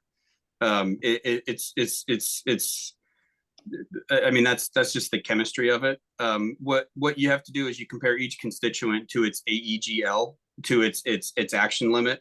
Some things are measured in parts per million, some things are measured in parts per billion, and that's just the nature of the chemistry of it. Okay, what you're saying is different from what he said, but I understand. Okay. Thank you. And then the last question I see in the chat, could we have a few sentence summary of what we can expect to happen with shot 10? How will it impact residents who face the creek, and for how long? We don't have that information yet. Okay. We trying to get the permission. We presented our plan to NPS. We hoping to get the approval. So we will have a schedule once we get approval from NPS. So we don't have any information on short 10 yet. Okay. No information yet. Okay. Can I just add real quickly? I'm glad that Nikki chimed in on that. It sounds like we do have some time before that work's actually going to happen. So we'll make sure that we get that information out in advance of that, a couple weeks in advance of that work happening. Commissioner Hewitt has a question. I simply just want to follow up with something I said to Mr. Briggs a few weeks ago, and it holds true now. I mean, there are many concerns from the constituents, as well as Commissioner Bear, and I want to say, as a government official myself, full time, and understanding the pressures of being government representatives, your professionalism is just the bee's knees. It's paramount, and your transparency and willingness to provide detail and feedback is much appreciated. I'm sure you don't always get pats on the back, and I'm sure you get lots of micromanagement and lots of kicks in the shin. And I just wanted to take a moment to say thank you. I mean, you're all engineers, you're professionals, you've worked very hard to get to where you are. You have a skill set, and I hope this community appreciates the fact that you're working very hard to be transparent, and it's quite clear. So thank you so much. Well, thank you very much for saying that, and you're welcome as well. It's definitely our goal. Thank you very much. You're welcome. I second that too, because it's been I want to say 2 years now that you've been doing this monthly since the first time we asked. And so I really want to say thank you for doing that, for coming to our ANC meetings each month since I think 2020 or 2021. Thank you for that. With that, thank you, Jarrell. We will move to the next item on our agenda. But it looks like the next thing is to follow up with Commissioner Bear. Commissioner Bear, it looks like maybe like a environmental committee meeting, a virtual meeting you could do with DC Water and the community. Yeah, on this set that up. I'll set that up. We had one early on during the project, and we can set another one up with the community. Yep. All right. Thank you, everyone. Thank you, DC Water. May I jump in one more time? Yes. This is Nikki again with IP. I'm so sorry. I did get a little feedback on why there was a fire truck on Audubon and a tree fell and it hit a power line. So the fire department was called. They were on site. They may be gone by now. I'm not sure because I left to be on the call, but that's why a fire truck was actually on site on Audubon to tend to the down line. Okay, thank you. You're welcome. I'm so sorry to interrupt. Thank you. No, thank you for that quick update. Thank you. Moving on to the next item on the agenda is just a brief introduction of the two candidates for ANC3F 01. Again, their election is October 14th at UDC from 11 a.m. to 3 p.m. and anyone who lives in ANC3F 01 can vote. So I will just start with Marilyn Slatnick. Oh, good evening. Thank you for the time for this long evening, commissioners and the people who are here. I just want to remind people that this single member district is bounded by Reno Road, Cumberland Street, the west side of Connecticut Avenue, northwest to Upton, which includes UDC, and then a few other places that are near and dear to my heart. I am a 22-year resident at 4700 Connecticut Avenue and have now retired, and it's time for me to start giving back to the community. And I know that there are these choices that we have and that we are going to be facing, like the vacant Connecticut Avenue retail properties, the proposed use of UDC's Building 41, the vacant Intelsat site, the plans to add bike lanes to Connecticut Avenue, and finally our newest services for our newest voucher neighbors and residents. Before I retired, I was senior real estate specialist with a Fortune 500 company, and I hold and held appraisers and brokers licenses. And I believe that my professional life experience as a medical social worker, high school social studies teacher, I hold a master's degree in education, as well as the real estate professional will enable me to represent constituents with ANC to the best way possible. My previous League of Women Voters Lobby Corps volunteer activity gave me experience working at the state and federal agencies on positions the League wished to support on education issues. For 16 years, I was a volunteer at a religious social action nonprofit, and now I volunteer one day a week at the UDC Garden. I'm actively committed to opposing the proposed revision of the UTC Campus 2020 plan for decommissioning and demolishing the UDC's Building 41. And I will be testifying at the zoning committee meeting in 2 days. I pledge to represent my constituents by being available and doing outreach to include them in the process of making our Van Ness area a reflection of the best choices we can make. I hope everyone that can will show up on October 14th. Thank you again for allowing me to introduce myself as a candidate.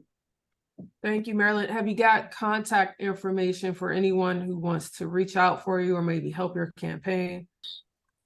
It's mwslatnick@gmail.com. And do you mind adding that to the chat as well? I will do that. Thank you so much.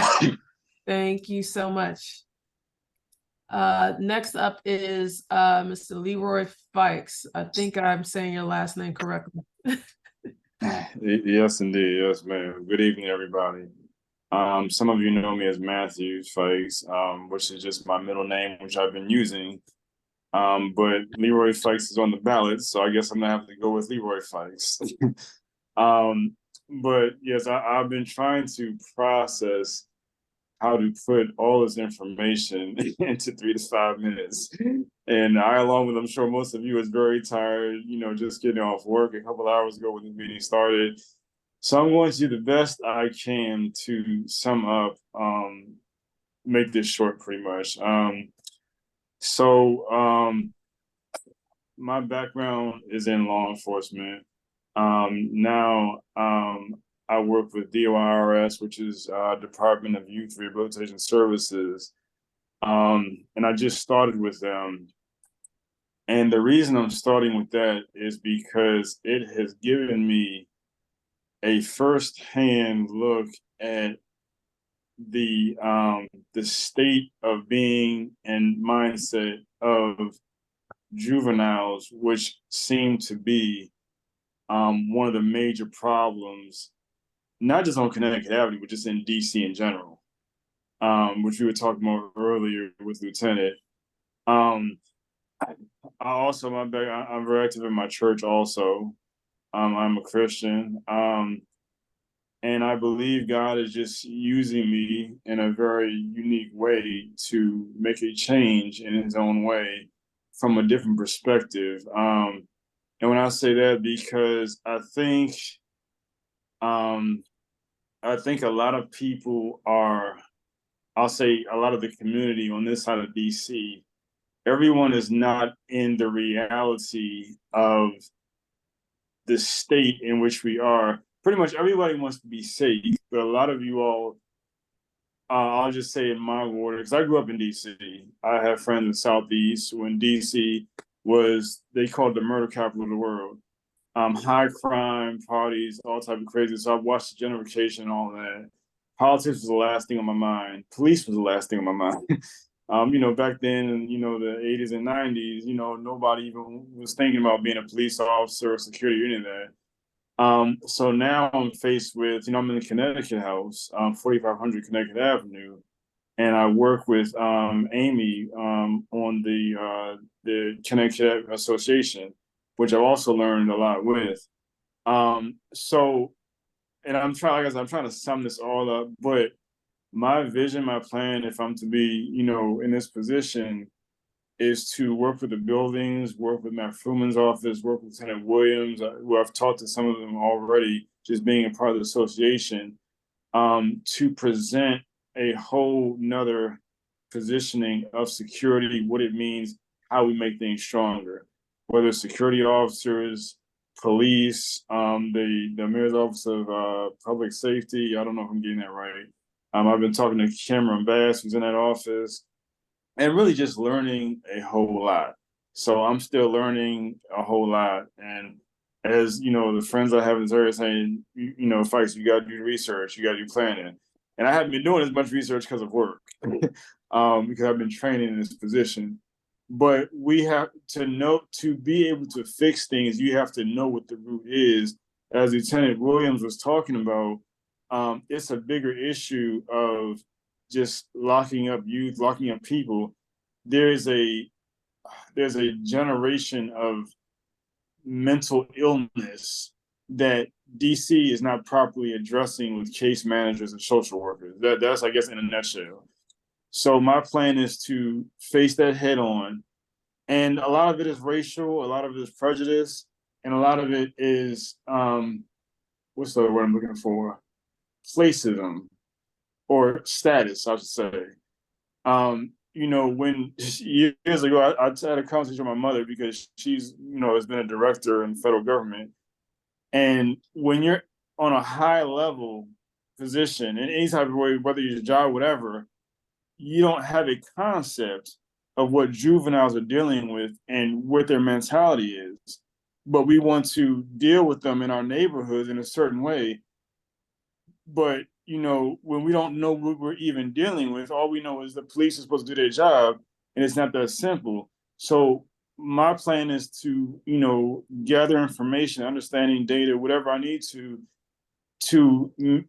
be a liaison between the neighborhood, the police, and the families and case managers to make sense out of it, so we can be safer and live more peaceful lives. And also dealing with the UDC issues, the bike lane issues, all that too. But the security is what I know, and what I can speak on because of my experience, with the federal government. I worked at State Department. I worked at CSOSA, which Senator Williams talked about, dealing with, the youth and adults coming out of prison, dealing with the ankle monitors, probation case, all of that stuff. And now I'm in it, with DC government and all the detention centers and all that. So that's my angle. And I hope we can all work together, to make a difference in this area. Thank you. Thank you. Both you and Marilyn have been on point with timing. What is your contact for anyone who wants to reach out to you for any questions, anyone who might want to help with your campaign? Oh, L as in Larry, Fikes, Fikes 3@yahoo.com. Lfikes3@yahoo.com. And if you can add that to the chat as well. So thank you so much, Leroy. We will be seeing you and Marilyn on Saturday, October 14th, again, 11 a.m. to 3 p.m. at UDC's Theater of Arts. And only those who are registered to vote in ANC3F 01 can vote in that election. So check your voter registrations beforehand with DCBOE. You will not be able to register to vote the day of. It has to be as simple as possible. I do need to follow up on if you could of any other forms of voting, but what I know for sure is that I think you have to be there to vote, but I will double check. But you definitely have to live in ANC3F 01 to vote. So we will not take any, we're not doing any questions to the candidates right now. Please reach out to them. If you have any questions, we're not doing anyone who supports the candidates. We're not giving any time for that right now. Sorry about that. But we just wanted everyone to see who the candidates are and hear from them. They will be focusing on doing campaigning in their SMD from now till October 14th. So find them there. Thank you. One more thing. I will say this with, as far as I know, I get my email. If you have a question I really have to answer, I will send back my phone number or send me your phone. I can call you because sometimes, people want detailed information. Where are you coming from on this angle? And sometimes email just doesn't do it justice. So just to put that out there. Okay. Thank you. Thank you, Leroy. So moving on to, and also we'll be posting more information, specific information about the elections, but also reach out to us at commissioners with an S at ANC3F.com for any questions about the election. Moving on to the next item on the agenda is we're going to be now discussing the special exception for 2726 Brandywine Street.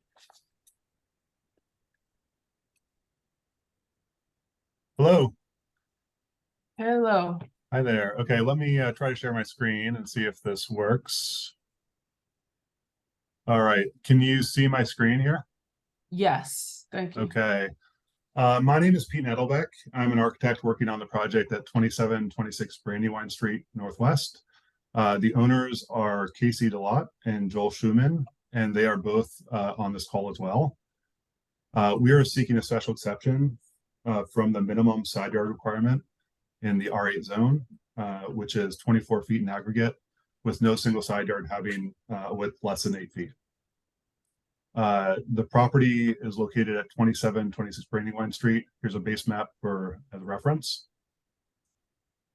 I'm going to go through this pretty quick. I think I only have 9 minutes, so I'm just going to run through, and if anybody has any questions at the end, you can ask them.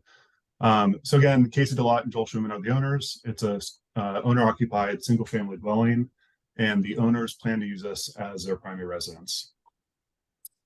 As far as the side yard goes, I uncovered a surveyor's plat from 1934 when the house was built, and that set the side yard requirements, set the footprint of the house, as well as the side yard which was approximately 6 feet from the side of the house to the property line. I think 6 feet was a little bit off. I think it's closer to 5'6", but that was kind of set in 1935 and 1934 whenever they built the original house. Here is a plat, so diagrammatically, I'm going to kind of show you what we're proposing. We're proposing a one-story addition on the northeast corner. In the center here, we're planning to raise the roof. In the rear east side, we're planning a two-story addition. And then in the back, we're proposing a one-story screen-in porch off the rear. A bulk of the addition is over the existing footprint of the house. The only exception to that is the screen-in porch addition. Here are the plans: ground, first, second, third. Again, here you can kind of see where the addition is happening. And over here, this is over the existing footprint of the house. And then off the ground floor is the screen and porch addition. So the front elevation, we're planning to do some traditional detailing in the front, aligning windows with what's below, mansard roof, dormers, so kind of traditional detailing in the front, using a clerestory window to allow light into the space to the third story. And then, so kind of keeping it fairly traditional in the front, and then being a little bit more contemporary and modern in the back with larger window openings. So again, in the front is kind of more traditional, and in the back, a little more modern. And that's kind of, you can see that here as well. And then the screen and porch addition off the back. So here's a screen and porch for reference purposes. So this is an image of 2726 Brandywine Street from the street. The upper image shows the northwest side of the house and the separation between the adjacent property. The lower image shows the adjacent property on the northeast side. Here are some images of the rear of the property, and you can kind of see the original footprint of the house, kind of like the very traditional footprint of the house. There was an addition here that was put on. We're not quite sure when that was put on, but this is basically the original footprint of the house. So it was built in 1935. And really, the bulk of the addition that we're planning is over this area right here, over the rear portion of the house. So slide 13 shows some images of Brandywine up the street facing west, and Brandywine facing east down the street, and just showing some of the separation using trees to separate the adjacent properties from our property. Slide 14 shows some just some different architectural styles of homes along Brandywine Street. So Forest Hills has a variety of architectural styles, from very modern to traditional to more kind of transitional, and some more traditional in nature. but just a variety of architectural styles along the street as well as along with, all along Forest Hills. The owners, Casey and Joel, went out and got a lot of signatures and letters of support. This is a 200-foot radius map that we received from the Office of Tax and Revenue. And this is a requirement for a special exception for the Board of Zoning Adjustment to reach out to these neighbors. And so Casey and Joel were able to reach out and get letters of support from 16 of the neighbors. So all the highlighted lots indicate letters of support that we have, including the adjacent neighbors at 2738 Brandywine Street Northwest, 2720 Brandywine Street Northwest, and 2710 Brandywine Street Northwest, as well as all the neighbors across Broad Branch Road, and a majority of the neighbors across Brandywine Street. So we have a lot of letters of support, which we can see here.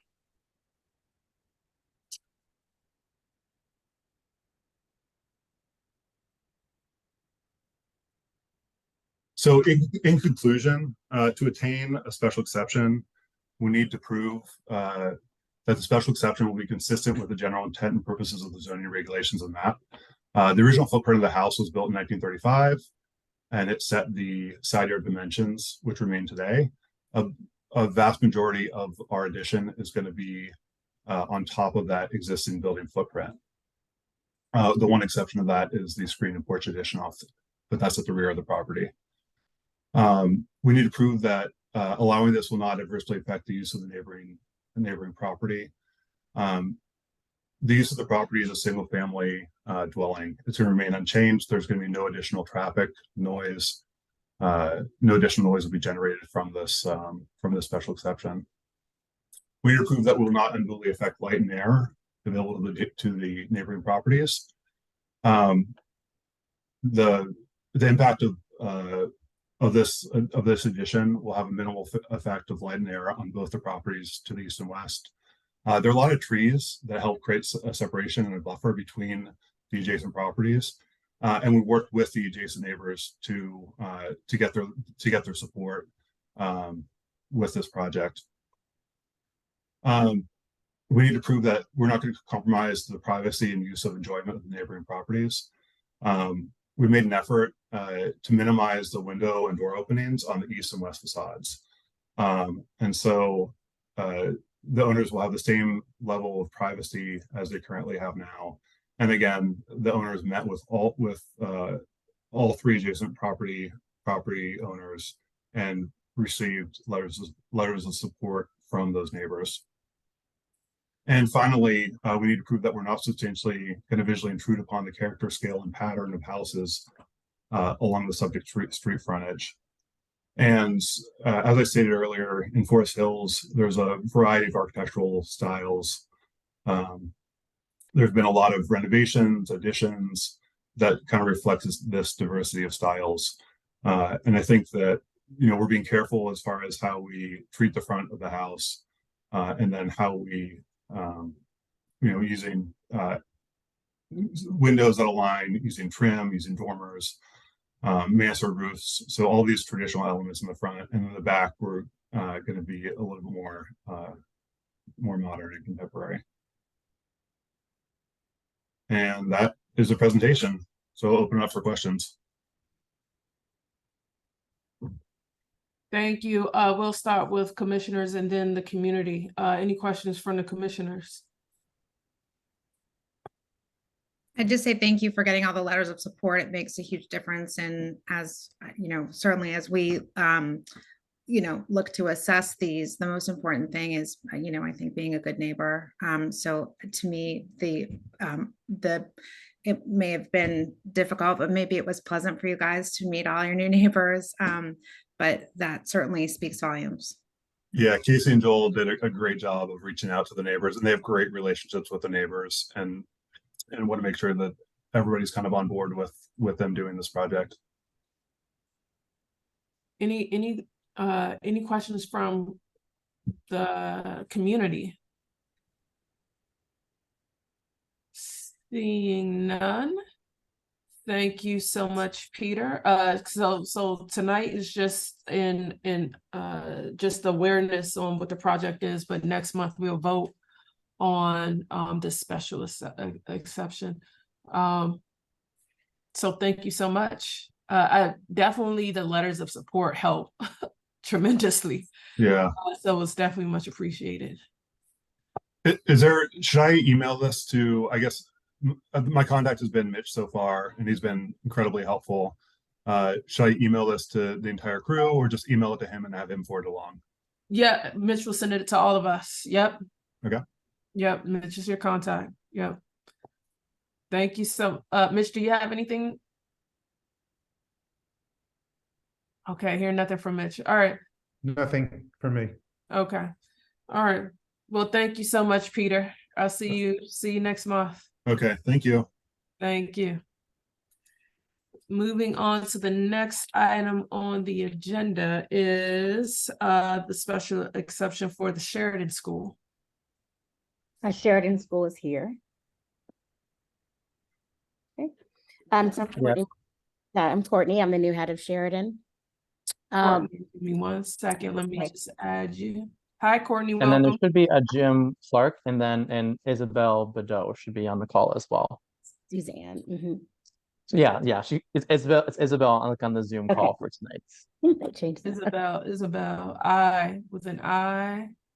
I think they did change it to Suzanne Badeau.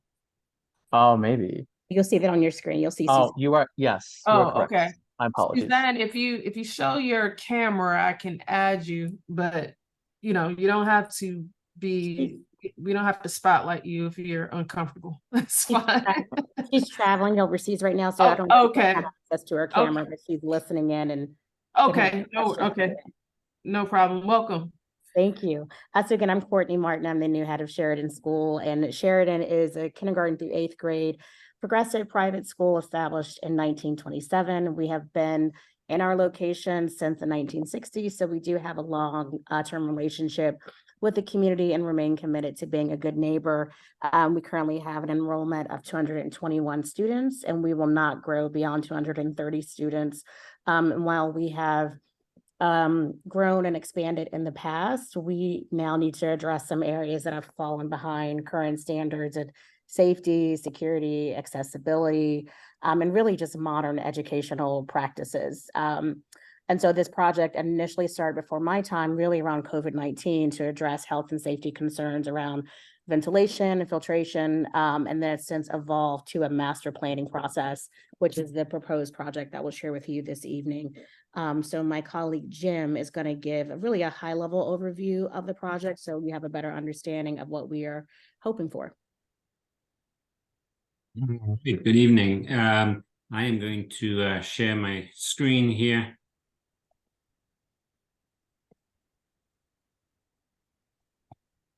And can everyone see that?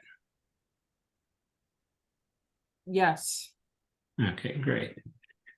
All right. I'm Jim Clark with MTFA Architecture, and as an architect and member of your community, I'm pleased to present the proposed work for Sheridan School. The existing main entrance to the school on 36th Street presents safety and security concerns. Parking for cars are intersecting the sidewalk and are located right at the foot of the stairs where children are coming out of school. And there's no proper pickup and drop off for children.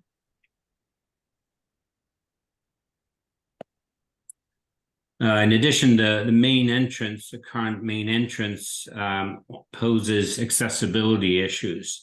There's no way for those with mobility issues to go up the stairs. And so we've submitted to the BZA for this project, and the project includes a 2-story, 3,800 square foot addition on 36th Street, site improvements on 36th Street to enhance pedestrian drop-off, improve the curb appeal, provide better accessibility, and continue to support the farmers market. There's going to be a new security vestibule, accessible entry ramp and elevator on the inside, full sprinkler fire suppression system, and an upgrade to the fire alarm on the inside. We're replacing the rooftop mechanical equipment with more efficient, less noisy units. The interior is reconfigured to better serve the current educational program. And as Courtney mentioned, there's no increase in the student enrollment or the staff. The BZA special exception includes relief from two things. One is to provide less vehicle parking than required. We propose eliminating the 8 parking spaces in the front, reducing the number on site to 29 parking spaces. Our application also seeks relief from building enclosing walls on the rooftop mechanical units. 4 are being replaced with 3 that have greater setbacks from the edge of the roof, and they're less noisy. And Suzanne Badeau indicated that she would forward the technical information on the noise reduction, the decibel noise reduction on the units from the existing to the new. And so if you're in a helicopter looking down at the site, the addition is shown to the right here in front. It's a relatively small addition to the school that has a huge impact on the issues that I've noted above. And so a new landscape plaza will replace the parking off of 36th Street. It will include a safer pedestrian experience, a safer drop-off for children, accessibility for the disabled, and parents with strollers. It'll include retention drainage, and it will maintain the space for the new morning farmers market occurs that we enjoy during the most of the year. This is the first floor that shows the administration offices are moved from the center of the building to the front to better address security. A stair and elevator are added for improved interior circulation between the floors. As you can see here, this is the new entrance. And then this area right here is all the administration that's been moved from the center. And then on the upper level, the stairs come up, the elevator comes up as well. And we see the welcoming stair and elevator leading up to classrooms that are to better address the educational needs, the better learning environments. And so this bird's eye view of the addition and the landscape plaza illustrates the scale of the addition that is appropriate in size compared to the neighboring homes and the school as well. And then lastly, the eye level view.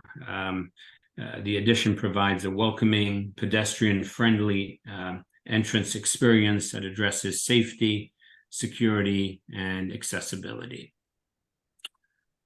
And Courtney and I would be happy to address questions. Thank you for that.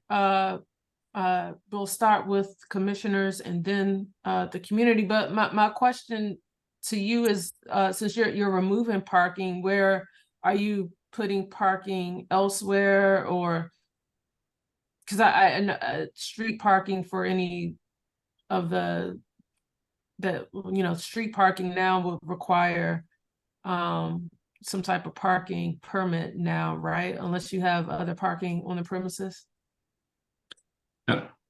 Courtney, would you like to answer that, or do you want me to? I'll start and then you can jump in, Jim, because Suzanne is really handling a lot of that. And so we're currently in talks with DDOT just to be able to see what options we could have available. I'm actually looking at information from her. And so we're probably gonna have to defer just on that answer until we can, but we are working with them to find out what other solutions we have. We're losing those spots. We also are incentivizing our faculty and staff to take Metro. We have a number of teachers who sometimes carpool and also walk, and sometimes those spaces in the front are not always utilized at different points of the day. So again, we're still working on those solutions, and Suzanne is in active conversation with DDOT just to see what options can be available. So Jim, I don't know if there's anything else you'd like to add there. No, I think you've covered it. Thank you. Commissioner Courtney Carlson. Hi, welcome, Courtney, to DC and to the neighborhood. I wanted to just, Claudette, when I actually went and got a chance to meet Courtney the other day, as president of Streets and Sidewalks, we did look a little bit about, we've been talking a lot as a group about ANC3F schools in general and the pickup and drop off. And as Sheridan isn't changing their enrollment, this isn't really an issue of their pickup and drop off. And I think, this makes their pickup and drop off a little more smooth in terms of broadening how students can enter. But also, Jim, is it right that because you're eliminating those parking spots, you're going to eliminate those curb cuts? And then would that then create parking on that side of the street, or is that a no parking zone because it's an entrance? Yes, we're eliminating the curb cuts, and that will be my understanding is there will be a dedicated pickup and drop off lane. So maybe it's not a net loss of as many parking spots as it might seem, because before there weren't really, I don't know. And if you did speak of the farmers market, thank you so much. We love your farmers market. Thank you for providing that to our community. I'm sad because Tuesdays are going to end soon. But that would allow then for non-school hours, there would be actually an additional, like 3 or 4 parking spaces where the curb cuts once were. Is that right?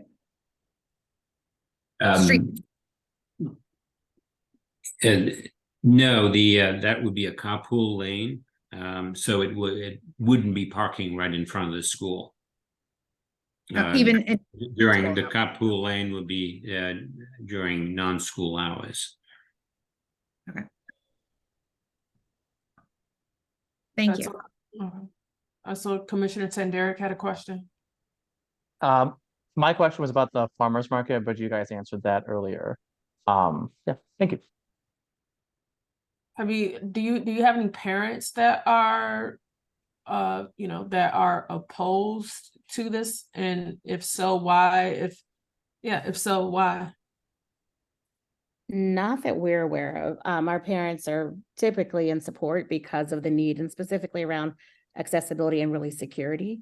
And we have a lot of parents in the neighborhood that are our neighbors. So we don't, at least from our internal community, we have a lot of support there just because it's just a needed upgrade for the school and for our facilities. I'll say, Claudette, I can speak to some of the neighbors in that area. In Ryan's absence, this is actually 3F01 from Maryland and company here. And I do know some of the neighbors who had some concerns, but they have said that the school has been communicating with them frequently. And, I think the concerns, when I heard them from neighbors, are concerns about, comings and goings from all of the schools that we have in the neighborhood, not just Sheridan. This is like about streets and sidewalks and safety and the things we talked about before, and not really an issue of Sheridan per se. And I know when I spoke to Courtney this week, you know, we really talked about the Sheridan as continuing to talk to their own community about being, you know, good neighbors as they drive in and out of the neighborhood. You know, it reminded me, and all of us need a refresher on this from time to time. But, you know, I feel like those concerns are not about Sheridan, especially because this project doesn't change their enrollment in any way. They're not asking for more cars, more kids, more pickup, more drop off. Yes, Commissioner Tender. Sorry, I just came in just now. How many letters of like support have y'all gotten so far from this project? Suzanne is currently working on that, and that's an ongoing project. So we should have some by the time we can, if you let us know when you'd like to have those, we can have those soon, I think. Probably as soon as possible. You can always email it to either commissioners@anc3f.com. Probably the sooner the better for sure. Great, we can do that. Thank you. It was really meaningful in the last project. Thanks, James. That's such a good point. Any questions from the community? Yes, we do have some questions. Yes. My name is Michael Jacobson, and I live across the street from Sheridan School. I'm on Yuma Street, the 3600 block. And we've lived here for 35 years. We have had generally good relations with the school, although sometimes little concerns along the way. And we support this modernization and improved security at the school. I think it's a good step forward. Suzanne Bedeau has emphasized to us that Sheridan wants to replace the 7 or 8 lost parking spaces in front of the building with spaces on Yuma Street, right across from our houses. And that would entail replacing the Zone 3 parking, removing the Zone 3 limitation for most of the block. And to us, that means more cars, more noise, more congestion, and we strongly oppose changing the parking restrictions, which is different from what we heard tonight from Courtney. And we'd like to work with the school, and we have several suggestions. One of them, kind of the simplest, is leaving Zone 3 parking intact and simply encouraging teachers to use the metro. There are 2 subway stations within easy walking distance, Van Ness and Tenleytown. And the school could easily subsidize the cost of metro, but driving costs something also. So it probably might even be cheaper for teachers to drive to the school. Another possibility is for teachers or Sheridan School to arrange to use, possibly for free or at a modest cost, other parking facilities that would not add to the congestion on Yuma Street. There's a large parking structure on the north side of Yuma Street, just west of Connecticut Avenue. That's one possibility. And I visited it during the daytime, tons of empty spaces. Other possibilities might include local churches and the parking structures for the Target store and Whole Foods on Wisconsin Avenue. Those parking facilities are underutilized during the day.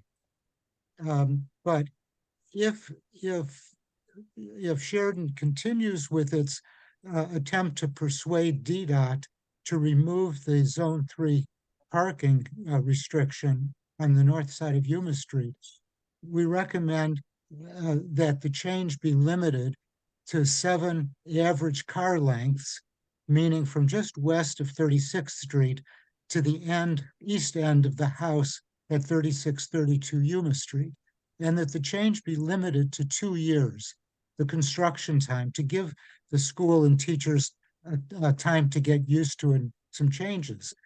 And then at the end of 2 years, either the parking restrictions would be, the zone 3 parking restriction would be put back in place, or maybe it would be cut down to 3 or 4 car lengths for an additional year. And then zone 3 restriction would be totally restored. So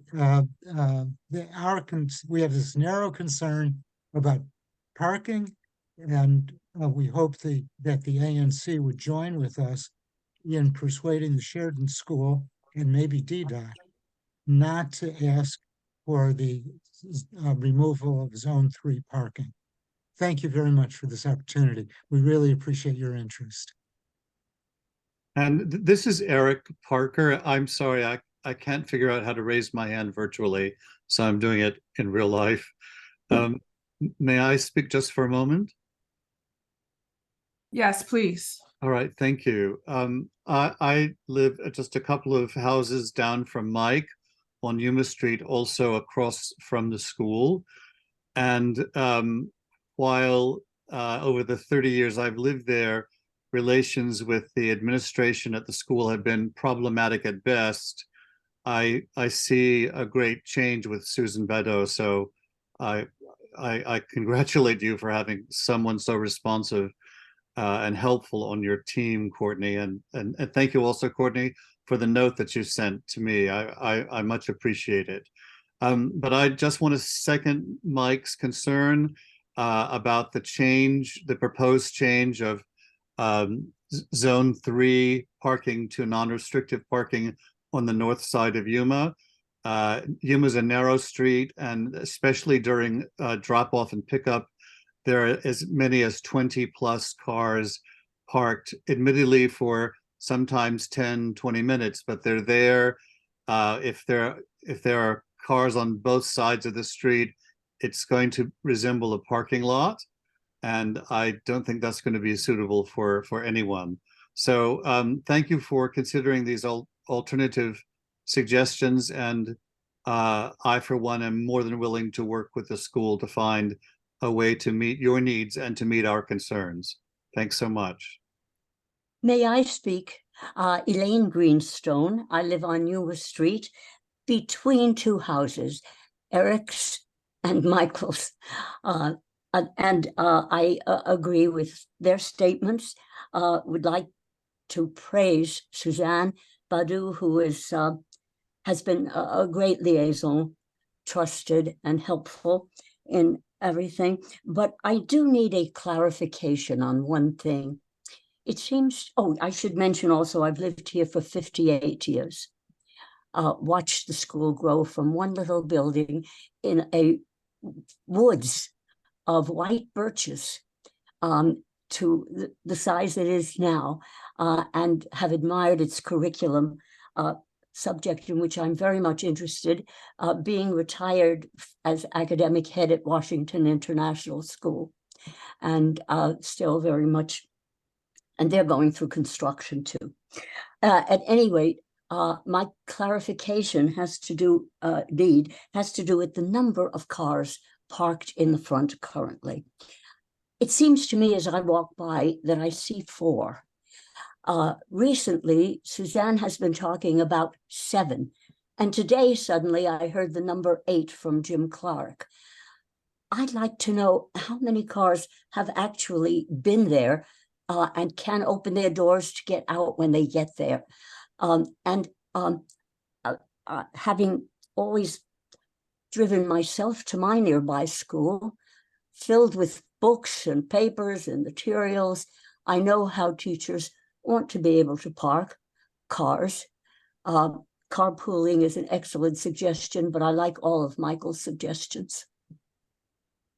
And Thank you, Courtney, and welcome. Thank you. Any feedback, Courtney and Jim? I was wondering if I could speak also for a minute. We're gonna all right, we'll do one more person, and then we'll go to Courtney, Jim, and then I have to move on. I live across the street as well on Yuma, and I was just wondering, I'm confused about the parking spaces from what Jim said. I thought that there were going to be, once the renovation was done, there would be no parking spaces. on the school property. But that, maybe that's wrong, so I'd like that clarified. Thank you. So I'll start with Elaine's question, and then Jim, I'll let you answer Linda's. Sure. So usually 7 is the number we've been saying, Elaine, that there's 7 spots. And then I think the one in the middle we try to use just if we need that for accessibility's sake, just to have that there. But people really don't park in that middle. So really 7, depending on the time of day. Sometimes it's full, but oftentimes it's not. So that's why we feel confident that we can work with DDOT on with other options and solutions to be able to think about this substitution for losing those spaces. And I'll turn it over to Jim, because I know we want to move through this quickly so we can answer some of Linda's question. Yes, any other specific questions that you had, Linda? No, I was just, you said something about curb cuts and parking spaces, so I just wondered will there be any parking spaces on the school property once the construction is done? So in the back of the property, there are 29 spots which will remain. But there will not be any spots. But you mean you will lose 8 permanently? We'll lose the 7 to 8, depending on how you calculate it, on the front, but the ones in the back will remain. Okay. Thank you. All right. Courtney, did you have? Okay. So thank you so much. So this was the informational part of learning about the Sheridan Schools exemption. We will vote on this next week. So we'll have a little bit of time for further discussion. But thank you so much for your time. Have a good evening. Thank you. And I know the school and Suzanne, Courtney really appreciate the ideas that have been put forth this evening, and certainly enjoy getting feedback from all the neighbors, and we'll continue to do so. And if you can put your contact in the chat, that will be great as well, in case anyone wants to reach out to you. Thank you. Thank you. Moving on to the next item on the agenda is will be an item that we will vote on, and this is permit for zoning relief required to construct a new DC Archives building on UDC's Van Ness campus. Is that what you expected? All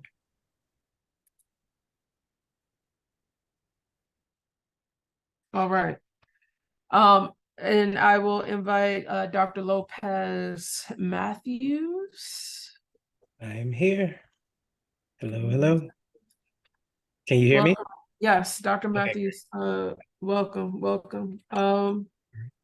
So, before we go to the vote, if you can just give us, I also want to mention that, ANC3F did, because we got a lot of responses for those who are for the demolition of Building 41 and the creation of the Archives building, and we got a lot of responses for people who were against it. So we did have a special meeting, a 1-hour meeting, where we got to hear more from community members about their stance on the issue. But we also heard from Dr. Lopez and members of executive leadership of UDC to answer questions like, because we were hearing people saying, they were opposed because they didn't know about it. So we got to hear from UDC, on how they were doing communications with students. We got to hear from people who said that, they didn't want the there's gardens currently on the property that they didn't want removed. So we heard from Dr. Lopez Matthews, who mentioned how they're incorporating gardens into the new structure. We heard from people who didn't like the environmental issues that can come about from the demolition of the building, of Building 41. And so we heard from Dr. Lopez Matthews and UDC on that as well. So There are a number of issues. We do have that recording on our YouTube page. If you even go to just ANC3F.com, and there's a link for you to see all of our YouTube meetings, and you can go back and see those meetings. But right now will be the night we'll vote, but we'll just have a brief discussion before we vote. Dr. Lopez, any comments? I just want to thank you all for your work in helping us get information out about the project and allowing us a forum to allow for further community discussion about the project. You know, I think personally, I believe that it is a great benefit to UDC, a great benefit to the neighborhood. It's going to bring educational opportunities for the students, employment opportunities for the students. It's going to increase the profile of UDC, especially in the history community.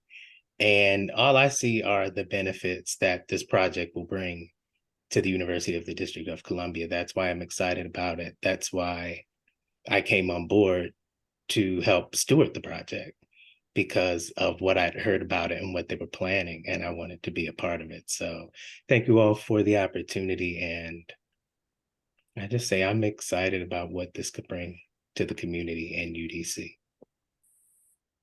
Thank you. Any questions or comments from commissioners? I can start. Just a quick question, and I'm gonna have a little statement. So like I think that an issue that has been coming up is lack of community engagement, right? So the sense of like, you know, we weren't notified at all. And I know that was brought up a lot in like the meeting earlier this month. I'm curious as to hear, what are some of like your plans moving forward? If assuming that this happens, just to make sure that students are aware of what's happening in like as many detail as possible, working both with the UDC Archives building along with UDC. Because I think that for us to know, that was a sort of a common complaint is like we don't know, right? And so it's like, what are some of the plans moving forward on it? And just like a statement too, you know, like I think that, you know, this has been an issue that has been divisive for I think for a lot of people. But I agree often with comments being heard where, you know, I think to me like this is a benefit for UDC as a whole, a benefit for the Van Ness community as a whole. I think that to me, like I see opportunities for students, opportunities for staff and faculty. I think that to me, this is a great chance for the Van Ness community to feel more vibrant, more engaging, which is something that we've heard from neighbors for a while. I think that, you know, I wish that student housing was a reality, but I think that's not the case. I know that some stuff that's sort of out of the hands of UDC and more the DC Council. And I know that I testified on like, you know, having more student housing because that's an absolute necessity. But like, I think that to me, like overall, like this is just a positive gain for the community, for the Van Ness community, and for ANC3F as well. So that's just my comment, but Dr. Matthews, go ahead with the question I asked. So as we move forward, we do plan on having meetings with the community to update them on the project, you know, as it progresses, you know, update on how the construction is coming along, how the program of the DC Archives is coming along. And so to really keep people updated, I think part of the disconnect in terms of communication was the break in the project that happened between 2018, the 2020 master plan, and then the restart of the project in 2022.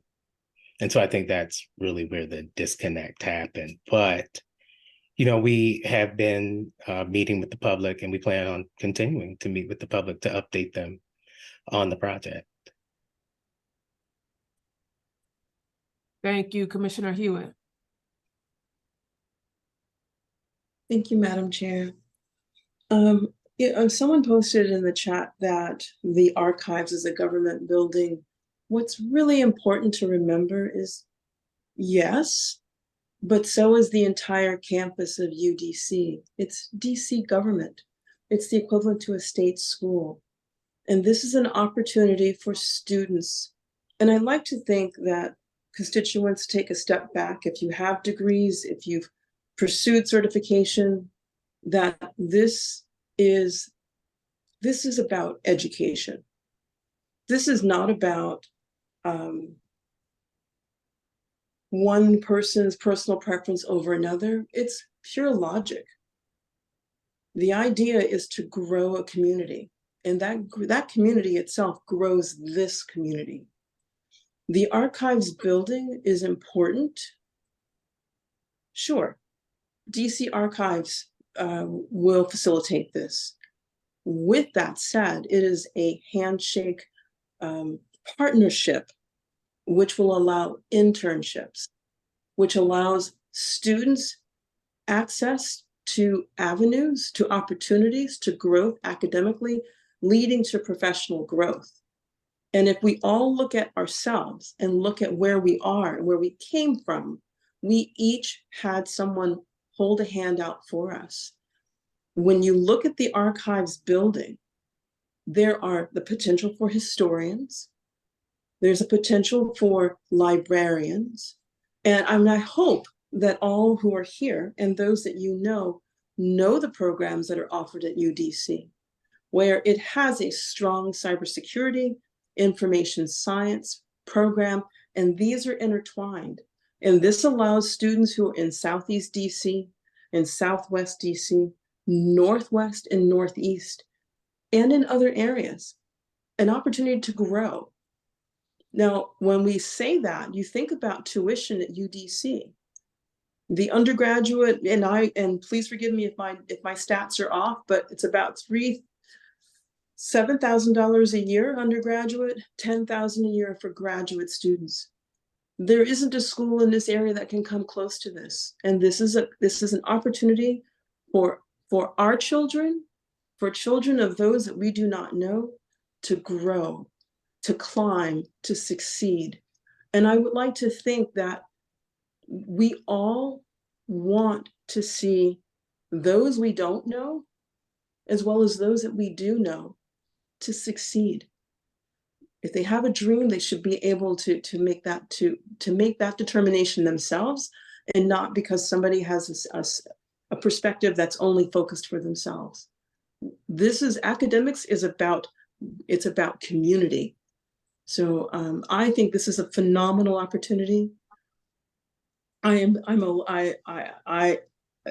Academia is very important. It goes hand in hand with whether you're at the Sheridan School and you go to university, and hopefully students from other high schools, Sheridan going to the middle school, other high schools in the city, come to UDC.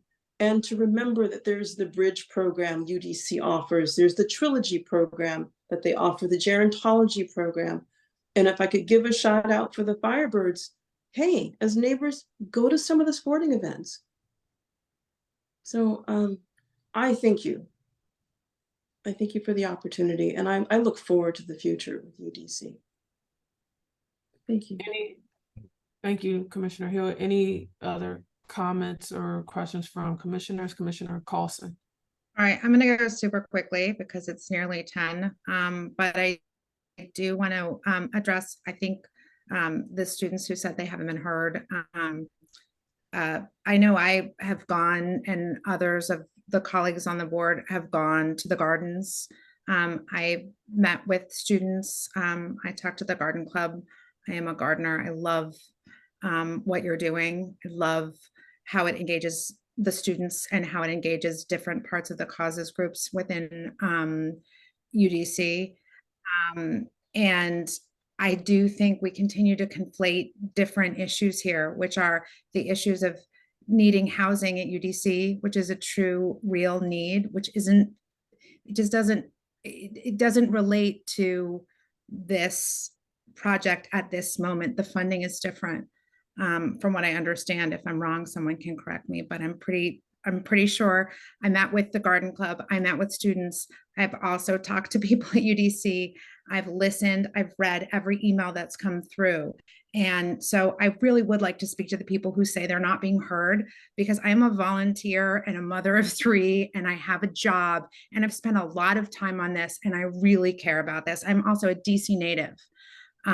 So I hope that my vote feels true to the cause, because I do feel like all of us have been true to listening to all of the perspectives on this. So, you know, reasonable people can disagree, but I think that we've listened, we've heard, and I hope that we can all advocate for housing for UDC going forward. We can advocate to have childcare for UDC students, which is of course needed. We want housing on this campus. We want Van Ness to have a vibrant community of students that will make our neighborhood so much better. But it's not the same issue as putting up the archives. I don't want you to take buildings down, but I think this building has seen better days and it's time to move forward. Thank you very much. Sorry, that was too long, guys. Thank you, Commissioner Courtney Carlson. Commissioner Mitch Baer. I will be very, very short. I agree wholeheartedly with what Courtney said. I think that this should be an opportunity for UDC to expand its outreach to the communities that seem to have a vested interest in the university, the students and other people who use the facilities there. And I would hope that it would give UDC an opportunity to look at its master plan now and say that maybe there are other changes that need to be done to it that can address some of these other concerns that have been expressed during this discussion. Thank you. Thank you, Commissioner Baer. And then I'll do just a couple. I know we're talking, but I just want to make sure I get the community in. Just at least just 2 people from the community. Any question, comment from the community? Seeing none, I would like to make a motion to vote on the permit for zoning relief to construct a new DC archives building on UDC's Van Ness campus. I motion to approve the permit for zoning relief required to construct a new DC archives building on UDC's Van Ness campus. Yeah. I second. Okay, second. All in favor, say aye. Aye. Aye. Any opposed? Any abstained? And the motion passes. Thank you. Thank you so much for all that you do, Dr. Lopez Matthews. And, you know, we'll see you again as we'll be getting more updates as things move forward. Thank you. I would like to, and with that said, did you have anything? Claudette, but yes, I'm sorry. I think to speak for myself, I think I will continue to advocate for the students at UDC and for housing and for the things that we think will improve the neighborhood and improve UDC. Thank you, Commissioner Carlson. And Dr. Lopez, anything that you want to say? I just wanted to say, if you just wanted to look at an example of what an archives on a campus can do for students, look at what the National Archives is doing at the University of Maryland College Park and how many students work at the National Archives, then transition into archival careers or other careers. When I was an employee at the National Archives, I worked with students. He now works in IT at the National Archives because he wasn't interested in working in archives, but he wanted to work with IT. And now he works for the federal government in IT because of his internship at the National Archives. So I just want to look at, the positives of what this project can bring to UDC's campus, what it's going to bring to the entire District of Columbia. Excuse me, Commissioner. Avis Russell from UDC. Yes, Avis. Good evening, and thank you for your support. We have a hearing before the Zoning Commission on Thursday. And in light of the vote that was just taken, we would like to submit a resolution from ANC3F. And would you like us to provide a draft for you considering the shortness of time? Yes, please. And if you can send that to commissioners@anc3f.com, that would be great. I'll just send it to all the commissioners. Yes, Commissioner yes. David. Yeah. Thank you, and we appreciate your support. And in response to Commissioner Carlson, housing is top of mind at UDC, especially with our new president. We are discussing strategies to achieve that. The archives, contrary to what some people have stated, is not in lieu of housing. Housing remains a priority for the university, and we know it's important to enrollment and growth of UDC. Thank you. Thank you for that. And Commissioner Hewitt. I would just only add, in my full-time role, it's budget. And what UDC said when it came to housing, it had to do with buckets of money. And not all buckets of money are the same. So it was definitely paramount. It was something that was considered, and it could not go forward with, it was funding related. So it wasn't a matter of archives over housing. They recognize that. They've worked very hard, and they will continue to work hard to do so. It's never an easy choice, but